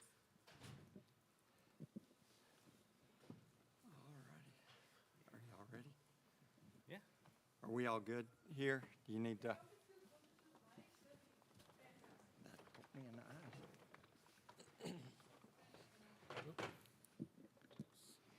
Do you need us all to do a test or anything, or? Hello. Hello? Okay. Test us. Hello? You good? All Oh, right. yeah. Okay. Get a little closer, Damon. Mine's soft, yeah. Okay. All righty. Well, we'll go ahead and get started. This is the graphic arts panel, and we're going to talk a little bit about the history of our program, kind of where it's been and where we're at now. It's really kind of interesting, and one of the biggest things that made this a little bit difficult is the instructor that I had is no longer with us, and then Mr. Davidson, Paul Davidson, who built a lot of the program and those things, is no longer with us also. So kind of whenever Matt first contacted me and said that we were going to have a timeline on all the programs and stuff, I started doing a little digging and still trying to do some more digging and get the actual facts and people who were around on those things. But best I could tell through old catalogs and some of the stuff that I dug into is that the very first class that we were teaching used to be commercial art, which is what it was when I went to school here in 85 and 87, or through 87. But there was a class in 72, 73, or no, 73, 74, that was advertising art. I dug and dug and dug to try to find who started that, who was the instructor, and I still have yet to find that. So the next year, the name had changed in the catalog to commercial art, in which that's the program that I took in 85 through 87. And so we pretty much started 74 to 75, so really maybe a little bit longer than the 50 years. But and it was really kind of funny because the commercial art, when it first came out, there's a specialization for advertising art, or it was sign design and construction, which I thought was kind of funny because one of the classes that I took in 85 was sign painting. So, but the instructor I had was Gary Oakley, and best of my knowledge, he started 81, 82 is when he started teaching. And when we had classes here, we were in Technical Arts Building, and we were upstairs and in room 200, I believe, or no, it's 211, I think. It's our photography lab now for the students that know anything about where we're at now. And that was Gary's office, and we had that big room there. Everything was done by hand. Everything was, we had drafting tables and things like that. And my current students, in which I don't see any of them here, but and Vince and Allie probably have heard this once or twice, my old saying of, it's a privilege to start over. I've got to give Gary the credit for that, because he always told us that, and we'd draw something, and we'd be drawing a box, and we wouldn't stop, and he goes, "You not see that stop sign?" And so, privileged to start over. So, Gary had the program. We were about half and half in art and in commercial art, and had all the classes over here and over in the Fine Arts Building. To the best of my knowledge, about 98 or so, Gary was retiring. And at the time, he'd actually contacted me and the guy I was working with to see if we wanted to take over the program. That was before I'd started teaching at Tech, some adjunct, and didn't have any desire at the time to be teaching. So I told him no. I'd met Paul because he was working at the here for the marketing and designer for the campus, and we had printed some of his the catalogs and things at Chaparral, and I'd met him and then found out that he had taken it. So best I could piece together is Paul Davidson started teaching in 98, 99, and taught for about 27 years and retired 3.5 years ago. And one of the things that I thought was kind of interesting, and I think Damon is kind of close to the time frame when Paul had started, and those who know the program, when Paul started and took over for Oakley, they had 8 different computers with 7 different styles. There wasn't but 2 of them that were exactly the same model or everything. And most of them were really old. Some of them would run Illustrator, some of them would run Photoshop, but none of them could run together at the time. So it was kind of interesting. And so Paul began building the program, and really where we're at today was a lot of Paul's dream, his passion, his working. I remember when he got the okay to hire me, that I came in and on the interview, we were in his office and he had a sleeping bag in there. And I was like, really, dude, what's this in here for? And Paul was teaching like 8 or 9 classes, and he was working till so late into the night that most of the time he just stayed up here and he slept up here. And he had like 8 or 9 classes, and each of those classes had about 20 or so students in it. So I can't even imagine keeping up with the grading and stuff. So, and that was in 2008. In the spring is when I started in 2008. And just things began to grow, and where what Paul started with was 1 lab and was upstairs in the Technical Arts building. When I started teaching, we were already downstairs, and he had a full lab of, I think it had about 20 to 24 computers in it. The dean got us another lab set up that I started in, and we got like 16 G5s, I think, were the model of computers in 08, and was a big deal. I think we spent like $60,000 to get my lab up and going, and now what we look at and where we're at, we added, I believe Robert came on in 2011. Delaney came in about 6 years ago, I think. And then when I took over 3.5 years ago, Roy Contreras, we hired him. And now we've got 4 full labs. Each of them have at least 15 or 16 computers. If you look, we kind of got a 5th lab, or we've got pieces of old computers. I was kind of thinking today that we probably have, probably about anywhere between 50 to 100 other computers running around that are just older computers that, you can't even start up any of the programs that we're working on. So when I was in school, we had about 6 or 8 in a class, and I don't know, when you started, was it about that many students, or had it grown My quite class a was bit? pretty big. It was probably in the 20s at least. Okay, so it had been there, and I know that's what it was when Paul started. So now, we've got, like 30 offerings and several sections. And I know when I first started, Paul was teaching all these, and there wasn't any sections. There were, we had our 7 or 8 different classes that we offered, and he taught everything. And so over the last nearly 20 years, the program has really grown because of what Paul has put into it, and really want to give him the credit for that, and kind of honor him with the vision that he had. And, one of the things that I know a lot of people have talked about is the dreams, and if it's something that you want, you just do it.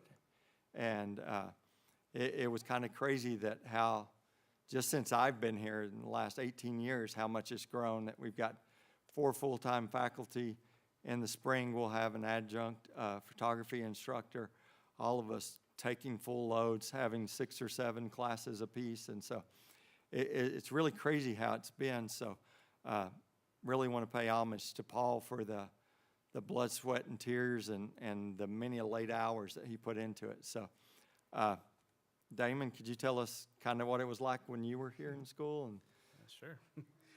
I think I started around 2000, and I graduated in 04. When I started, it's pretty much like you said, we were just in the very top corner of the technical building. Right, technical arts. Technical yeah. buildings, and we only had about maybe 3 classrooms that Paul taught all 3 of them. So it's one computer lab, and then another classroom where we did our graphic design, things like that, things that we would draw, get ready for advertising. We would do that over there. Then there's another classroom, I think we did something else. But basically, we were just in that top corner, and that was it. The rest of the building was nursing. And like we said, Paul taught everything, so we would basically just do Illustrator or something like that, take a break, come back to the same room. He'd be teaching us HTML, come back, teach us Photoshop, and just back and forth like that stuff. But really, that was it. Like I remember we took photography with the old film cameras, and that was in another building. I can't remember where that was. And the same teacher is like Mrs. M. something. I can't remember her name. I think she retired some time ago too. She taught us the fine arts too, so we had to learn oil painting and things like that, and all that was used to help us teach or learn graphic design and things. I remember the labs, like when I got there, I think the iMac, the blueberries, those had just come out, so he had bought a bunch of those and like different shades of blue and stuff. And that was basically, those were the top of the line computers, and gradually when technology changed and stuff, he would get us the ones with a little bowl and had the stem and the monitor and The Pixar ones. yeah. Yeah. Things like that, and it just kept going, up until we had the flat screens, and then we finally got the Mac Pros, and so some of the students that were really doing really good with their art, they would get those so they could do their Photoshop files, because those were starting to creep up into like bigger sizes.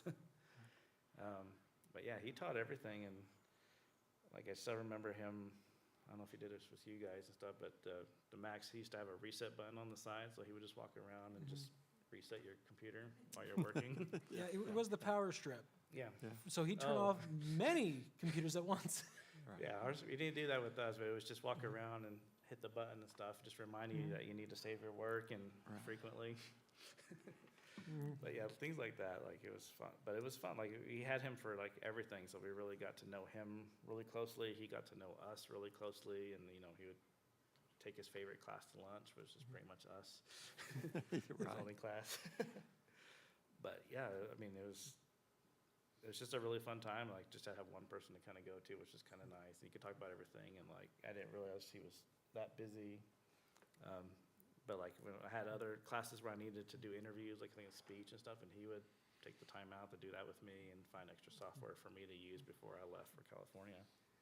And so just very, very active with like the students and stuff, especially like people he seemed to have promise. I guess he saw that in me too. So Right. Yeah. Nice. That was fun. How about you, Vince? I guess you were kind of next in line. We're not jumping around you, Ali. You can talk. Yeah. No, sorry, just because I'm having flashbacks of needing to constantly press Command S on repeat. Honestly, I kind of stumbled into doing graphic design. I came to South Plains through senior sneak and accidentally got in the wrong line. And somehow ended up in the graphic design classes. At the time, it was design communications is what it was called. Yeah, that's what it was. I can't remember the name. And honestly, you and Paul were probably the closest things to mentors I've ever had. Y'all helped me see that I could do art and not be a starving artist. That was fantastic. And even helped me get through in a couple of cases. I still remember one time we used to do those, it was like a weekend course where we would teach people from the community to, I guess, learn how to do Photoshop or Illustrator. And the students would come up as part of the Design Communications Club, and we would kind of earn money to go to Vegas doing that. And I remember having a little bit of a nervous breakdown in the hallway because I couldn't afford gas, food. I was trying to figure out how I was going to make it through the next couple of weeks. And Paul would come out and he'd see me upset, and he'd talk to me, kind of figure out what was going on. He's like, hold on a second. Went back in his office, brought out $100, go, here you go. So you earned that, so now you just take care of what you got to do. You can pay that back later. You can put it back in to go. But I was able to make it to where I could keep coming to class and keep doing that. And whenever I ended up, through various other reasons, needing another job to keep paying to keep coming, y'all brought me on as a lab tech for a semester, and I was able to do some freelance work and help other students out and still being able to keep making those payments so I could keep coming. And that was 2013 is whenever all that was going on. Okay. Yeah, he'd come in, and Damon saying his favorite class, that was one of Paul's favorite things to say, oh, you're my favorite class, or you're my favorite student. Yeah. And I always laughed there, and I was like, yeah, you're my favorite student at 1 o'clock on Tuesday afternoons or whatever. But yeah, that's cool. He also could definitely put kids in their place. Right. You give him a chance to. So I remember a couple of times where he was known for taking cell phones off of the desk and just going, oh, this is nice, dropping it in the trash can. Anytime someone had a phone go off for like a phone call, text message, didn't matter what it was. If it was out, it was in the trash. You could maybe get it at the end of the day if you were lucky. We're lucky. I didn't really have cell phones. Well, cell phones are still kind of new, so people didn't have too many of them and stuff. But we had to keep drinks out of the lab, and I think I heard him yell a couple of times if you pissed him off or something. But yeah, The Vegas irony- trips weren't. The a irony is he thing. always had a Peace Tea can all the time, but you couldn't bring one in, but he could have his. Yeah. It's perfectly acceptable. Right. He's also the reason why I still wear a watch, because the computers used to always be out of time. And so in order for me to figure out when I needed to get to class, I had to have a watch on because I couldn't look at my phone. I had to actually look at this and then go where I was supposed to go. His reputation with the phones was pretty well known by the time that I started there. I think most people knew, do not bring your phone out, because we'd heard so many stories just like that the first couple years before we started any of his classes. Yeah, was not very fond of cell phones, and not that he got in trouble for any of those, but yeah, he would throw a phone or two. So, and Vince, when you came through and graduated in 13 or so? 14. 14, okay, and it was still just me and Davidson, correct? Yeah, at the time, it was just you and Davidson. And in 2013, I think is actually whenever Robert Right, was yeah, doing I some think classes. he did was some doing some part-time. adjunct stuff then, and that's Yeah. pretty much when he had started, when we added our third instructor on then. Yeah, and I remember that being about the time y'all finally moved from the north end of the building on the first floor down to the south end of it. Right. Because at the time, y'all just had the 2 classes out in the front. And then there was that 1 class you had upstairs in the back end of the building. And that's where we did design concepts, where Right. we did the whole cutting out the squares and making shapes and stuff like that and arranging those. Right, yeah, those are fun times, yeah. And one of the things that I didn't mention when we were talking about where we're at now, that about, I guess it's about the time when after Vince had moved, but is when the nursing department moved over into Gentry Square, that we kind of outgrown. My first lab and classroom was one that was combined, and we always ran out of room. If Robert was in here, I'd have him explain how Russell's still looking for me because I made him make a box. And if there's still this one student, if he sees me today, I think he'd run over me because I was asking them to make a box. And they just couldn't do it. It was one of the first projects, and I'd done it hundreds of times, and it was all hand skills and stuff like that. And they'd been so much on the computers, they had gotten away from that. And so I was trying to push them and learned really quickly that, hey, sometimes they're not going to work, and you just got to go into something else. So I think I had one of the 15 or 16 students I had that could could make the box, and she got bonus points for that. But anyhow, we had expanded, or was needing to expand, and there was no room, and then finally, the nursing got their new building, and after several presentations and stuff with the VP and president, we were able to move down there, and we had a couple of the rooms downstairs and had our offices and everything, and it was really nice, and we spread out. And now, outside of the drafting and a couple of other offices, we have pretty much the whole south end of the building, upstairs and downstairs. That's, you know, either a lab that we're using or a photography lab, which is the old classroom that I took and where Damon was with Davidson. That's pretty wild that we have, you know, the whole end of that building. I know that when Miss Jackson first started teaching and teaching adjunct, she was down towards the north side of the building upstairs in some of the old accounting rooms and stuff like that. And so it's really crazy to see, you know, even from when I started in 08, we had 2, maybe 3 classrooms that we're using. And now, gosh, I guess we probably have about 15 or so, which is really nice rooms or labs or print areas and things like that. So it's pretty exciting to see how things have gone from just a handful of students at one time, you know, in a short amount of time to having, I would guess we're probably at about 80 students coming in. Well, Allie, go ahead, I'm sorry. You also do a lot more now too. Right. Because before I remember it really just being the computer labs and then you know, one room where we could actually do like cutting out on a light board. But now you'll have screen printing, you have some video stuff for, I think, 3D mapping, or for image mapping, stuff like that for video. Right. So a little lot bit, of that, yeah, a lot of that was, you know, we're just starting to figure some of that out whenever I was at the end of my time being out there. Right.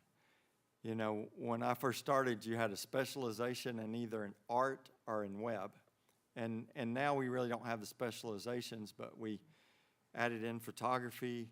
We've got that you can go into gaming or animation, or you could also learn, well, everybody learns the print T-shirts and stuff. So if you hadn't bought your shirts, we've got them down in the welcome room there. So put that shameless plug in there. $20 that the students have designed and produced and printed and everything. So, and then Allie, tell us about when you were in class. Right, I started in, I believe, spring of 2017. So I started, usually people start in the fall, but I did the spring. But even still, we had a pretty big class. I think originally it had been like maybe 15, somewhere around that. And around that time, I remember there being around 8 classrooms that you guys were using regularly. And then also, like you mentioned, the light mapping room and the... well, and then there was the photography and also the T-shirt printing. So it had grown quite a lot. And I think either my first or second semester was Delaney's first. So at that point in time, it was her, and then it was Robert Cloud, and then Wayne, and then Mr. Davidson. So all 4 of them, and you know, I think they've been absolutely wonderful.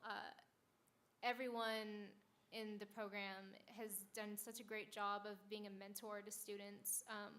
In fact, the job that I have right now, I wouldn't have if one of the instructors, I believe it was you, Wayne, who pointed out that there was an internship hiring at ACOG Media Works, and you know, now we've rebranded. And so what always stuck out to me was how it mattered so much to the instructors that not only were you receiving a great education then, but that you know, had ways to have your future taken care of, that your education didn't stop just there, that you had a career lined up for you. And I was always really impressed by that and by the amount of, you know, care that the instructors showed for every student. And then I graduated in 2019, so it was like right before COVID hit, and since then, you know, there have been quite a few changes. But I think everyone's done a really, really great job, and you know, kudos to Wayne for really, you know, taking on this program the last couple of years and making it amazing. Thank you. It's one of those deals that I always, teaching, I tell the students, and one of the things that I've learned, that I think is a big part of what we do, is that our job is for you to get a job in Lubbock, Texas, once you get out of here. And being 2 years, we don't have much fluff, and we learn a lot of things. You know, even the 3 guys up here are at completely different locations and jobs in the graphic arts field. You know, Damon's an animator, it works with DreamWorks. Allie's with an agency. Started off was basically what, social media? Isn't that what that internship pretty much was? Originally, so the graphics that we were doing were social media, and then since that point in time, my responsibilities grew also to encompass, other social media related tasks, like coming up with the rest of the content and planning it out in addition to execution. And now I do ads and posting and stuff too. Yeah, and now she's the creative director for them, and then Vince with Monsoon, which is a branding web-based company that builds. So it's really crazy. One of my funniest stories or fun stories that I always tell people, and when I'm talking to students about coming and being in our program, was about 3 or 4 years ago. I was taking my daughter to the orthodontist, and I ran into one of our ex-students, and I was like, "Oh, cool, Stephanie, it's good to see you." And I guess graphics just wasn't, I didn't say it to her,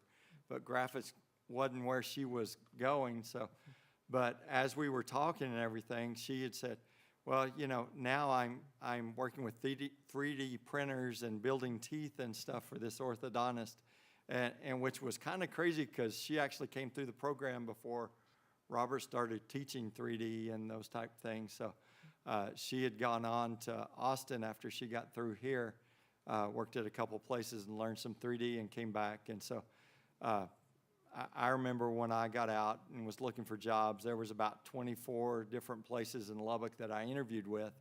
And now, if you go and look at all the people that are hiring graphic artists now, there's probably well over 100 places that you could get a job just in Lubbock. And so it's been one of those things, kind of like what Vince said.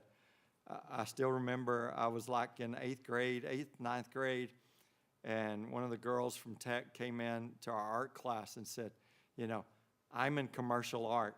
And I always loved art, and I always thought I was going to get to be an artist somehow. And, my dad always said, you can't make a living being an artist. You're going to have to be able to get a paycheck and all these things. And this girl came in and was telling us about what commercial art, which is graphic arts now, was. And ever since then, I was like, man, I get to be an artist. I get a paycheck. It's kind of the business side of art, things like that. I've always loved that. And so, that's where our program came through, commercial art. I can't remember when we changed, but I was on the advisory board, but we changed the name from commercial art to design communications. I think a lot of it is because that's what Tech had changed their names to, and that was kind of the trendy thing. And then about, Delaney was telling me, I think it's around 15, 17, we went to graphic arts because we kept having students come in and they had no idea what design communications was. And we were losing students to the art department and things like that. So it was good to go ahead and get back to graphic design, graphic art, to keep doing that. But it's amazing the opportunities that we've got for our students, and watching and seeing where these guys go is one of the things that's really cool about being able to teach. And as they're getting more and more successful and winning awards and things like that, that's really cool. So. Y'all got anything else y'all would like to share, or any other stories, or? Just kind of jumping off what these two said, like I remember just Davis and kind of his passion, like I know he wanted the program to be more. He kind of had a vision of what it could be. I think this is more of what it is. He wanted to be involved more like artistic things, and he knew that, art isn't just drawing, it involves so many other things. I think he was really ahead of his time for that too, that he he saw something more like this, incorporating like the television, the sound, audio, the projection. And I kind of remember just that kind of carrying on. And, I was trying to think, like what you said about the starving artist thing. And of course, after, my family kind of ignored me for a long time too. It's just like, oh, they expected the exact same thing too. And then once I finally, one of my first credits was in Star Trek Beyond, I think. One of the second newest ones or something like that. And then that's when I started getting recognition and stuff. And then that's when my family's like, oh, okay, he is actually successful. And then, of course, I heard from my mother, too. Like, yeah, she was really worried about me not being able to survive. 'Cause the beginning was pretty hard, but finding that out, I was like, great, no one really had confidence in that thing. And like I was talking to Contreras earlier, too, that, a lot of people that I knew from my degree and going through school, like, there's only very few of us that made it. And stuff, and it's not very many that do, and so I'm one of the few lucky ones that's actually using my degree for what it's for. Maybe not exactly what I wanted, but it's still within my field, and so yeah, I'm feeling pretty blessed about that. And Davison kind of just really getting that first little push, and kind of helping me where I could at the time before I moved, and like I said, really, this was just a great foundation for everything that I've built in my own life. So yeah, miss him, but grateful for his help and his mentorship. I like how you said foundation in that, because that's really what a lot of what I kind of got to out of this program is I got a lot of the foundations of learning the softwares and different design principles that have helped me grow in my own work and grow within the different industries I've worked in. I've worked in screen printing to now doing web is a big part of what I do. And I didn't think I would ever really work in video. I had honestly no desire of it, but now I have to actually know some of it, and I do a little bit of video editing just for websites now. Yeah. Because that's just where the industry's at. That's how much it's changed. Yeah. Back whenever I was first in school, HTML5 was becoming a big thing, and it was starting to be like the That's most what I amazing learned. thing you can do is have some animations coded into your website, and now that's straight out of the box. Everything does that now. Yeah. And learning those tools and building that foundation so I can build a career that isn't just, I learned one thing and I can only do that one thing. Now it's, okay, I'm more versatile. I can do more, and I'm able to be more viable in the market rather than just, I learned how to take pictures and just that. Yeah, that's something that's really great about the program is that, at least I remember whenever I was going through it, there are so many different things that you're learning.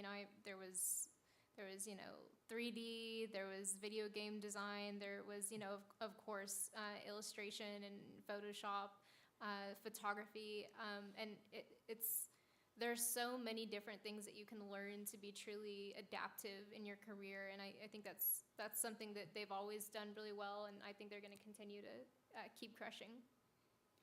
Yeah, that was one of the big things that Paul always shared is, we're going to give you lots of tools in your tool belt, and how you apply and use those and get into those areas. And it's really kind of crazy as how the program, I guess the career altogether, all the graphics, is now you're kind of expected to do all these different things. And I know some schools don't teach all that. They go specializations, and I've seen just in my small amount of time of us working here that a lot of students got the job because they knew web. They didn't like it, and they still kind of hated it, but that student from XYZ University didn't learn any web, but they were just as good a designer, and this company was farming out their web and internet and was paying somebody else, and they're like, well, if you bring me on, I can handle all that in-house, and they got basically 2 for 1, and I think that's really crazy. And now as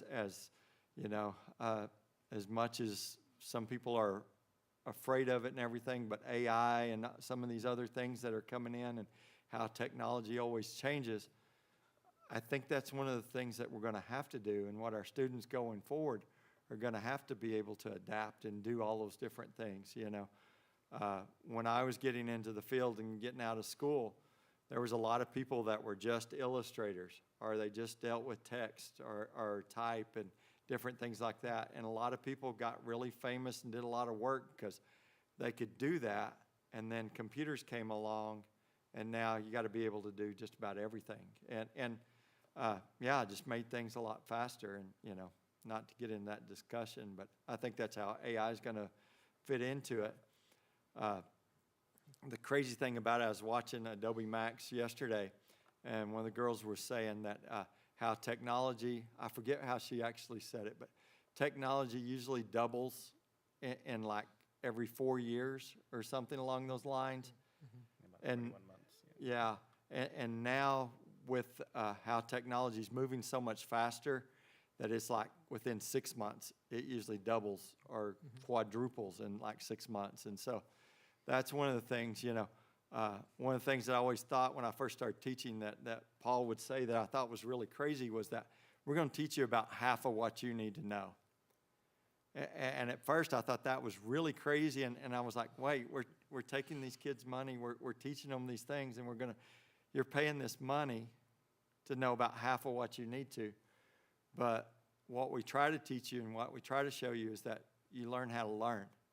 And that once you get those skill sets, it doesn't matter what it is. You know, I'm an old print guy, but I have done some websites. I actually taught web class once or twice.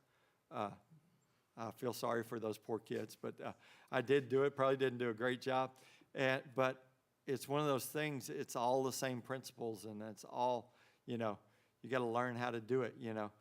I know Damon didn't learn animation at South Plains College, and I heard a story that one of the biggest things that helped him getting into his field was what he learned in Photoshop here. And those were some of the basics that most of our students learn on the first couple days of school now. So.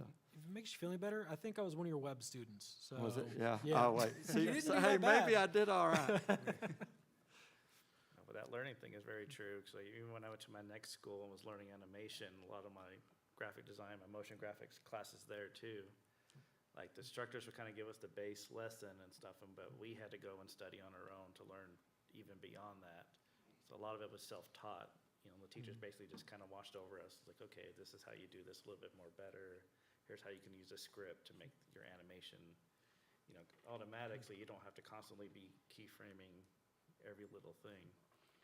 But yeah, I mean, a lot of my animation schooling was like self-taught, but being advised. And I'm totally jealous of the program here right now too, and just seeing everything that's available now. And like I told Paul, and I think I've even told you a few times, but I just remember my work, we're doing my commercial stuff, you know, we had to do a restaurant logos and everything like that, and I still remember my stuff, but I don't know if I could pass now when I see all this work that the current students are doing. Like, I don't know if I could compete with them or not, but it's pretty awesome to see how it's grown, though. I'm jealous of that. Good. So. Yeah. All right. Anybody have anything else? I noticed Greg Cook come in. He's done a lot of teaching for us after I'd been going and taught a lot of when I first started, a lot of the students were taking the video classes. I think, Vince, you were probably Yep, some of those. I actually did take, I think it was After Effects. Yeah, I stumbled into your class on accident. I wasn't supposed to be in there that semester. I enjoyed having all of you guys, and I miss having a lot of those students come through my program.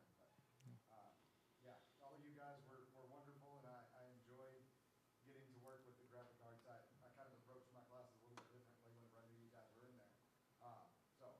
And I know that, Damon, I was in basic animation with you, and that was the video, the bouncy ball. Oh, yeah. So we did that in there, so, yeah, thank you guys. All right. Thank you for coming out and talking to our students and getting to be a part of this. Thank you. And I guess kind of close it out here, and I don't know where we're at on time or anything, but we can shut things down from here. But one of the things that just thinking about what we could talk about and what our program was and is and those things, just thinking back to the times that Gary Oakley had for us and what he taught me. And I kept real close connections with him for a long time. He owned a print shop in Lubbock, that Key Printing Arts, that did all the printing for South Plains College for a lot of years, up into, I think, about the early 2000s or so, until he closed that shop. And then he had a coin shop, Lubbock Rare Coins, that he had. And talking to a few people around and stuff, I think he passed in when was it? 2012 or so. But the work that he put into it, and then all the work that Paul had put into it, some I saw with being on advisory board and then teaching with him, and the things that we've gotten to do here, in 2025. And a lot of times people ask me about teaching and how I like it here, and I really love it. And I remember when I first started teaching, I told a lot of people that I came over here out of necessity, and I just turned 40. I know I don't look that old now, but don't be doing the math. But I just turned 40, was working with a good friend, but didn't have any benefits, didn't have any retirement or any of those things, no insurance. And we were playing Cobra from when I was doing adjunct at Tech.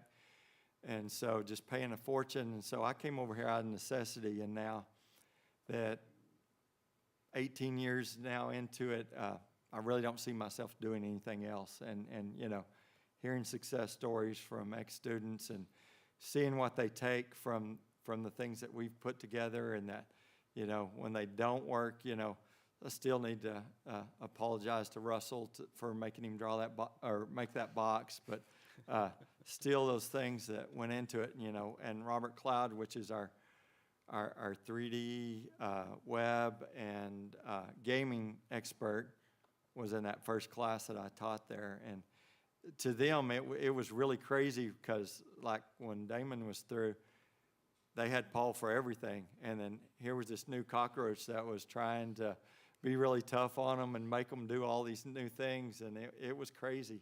But it's really amazing that the things that Gary Oakley and Paul Davidson has done. And because of those two guys, we really have the program that we have now. And, our alumni are out doing amazing things, and that just makes us more and more proud.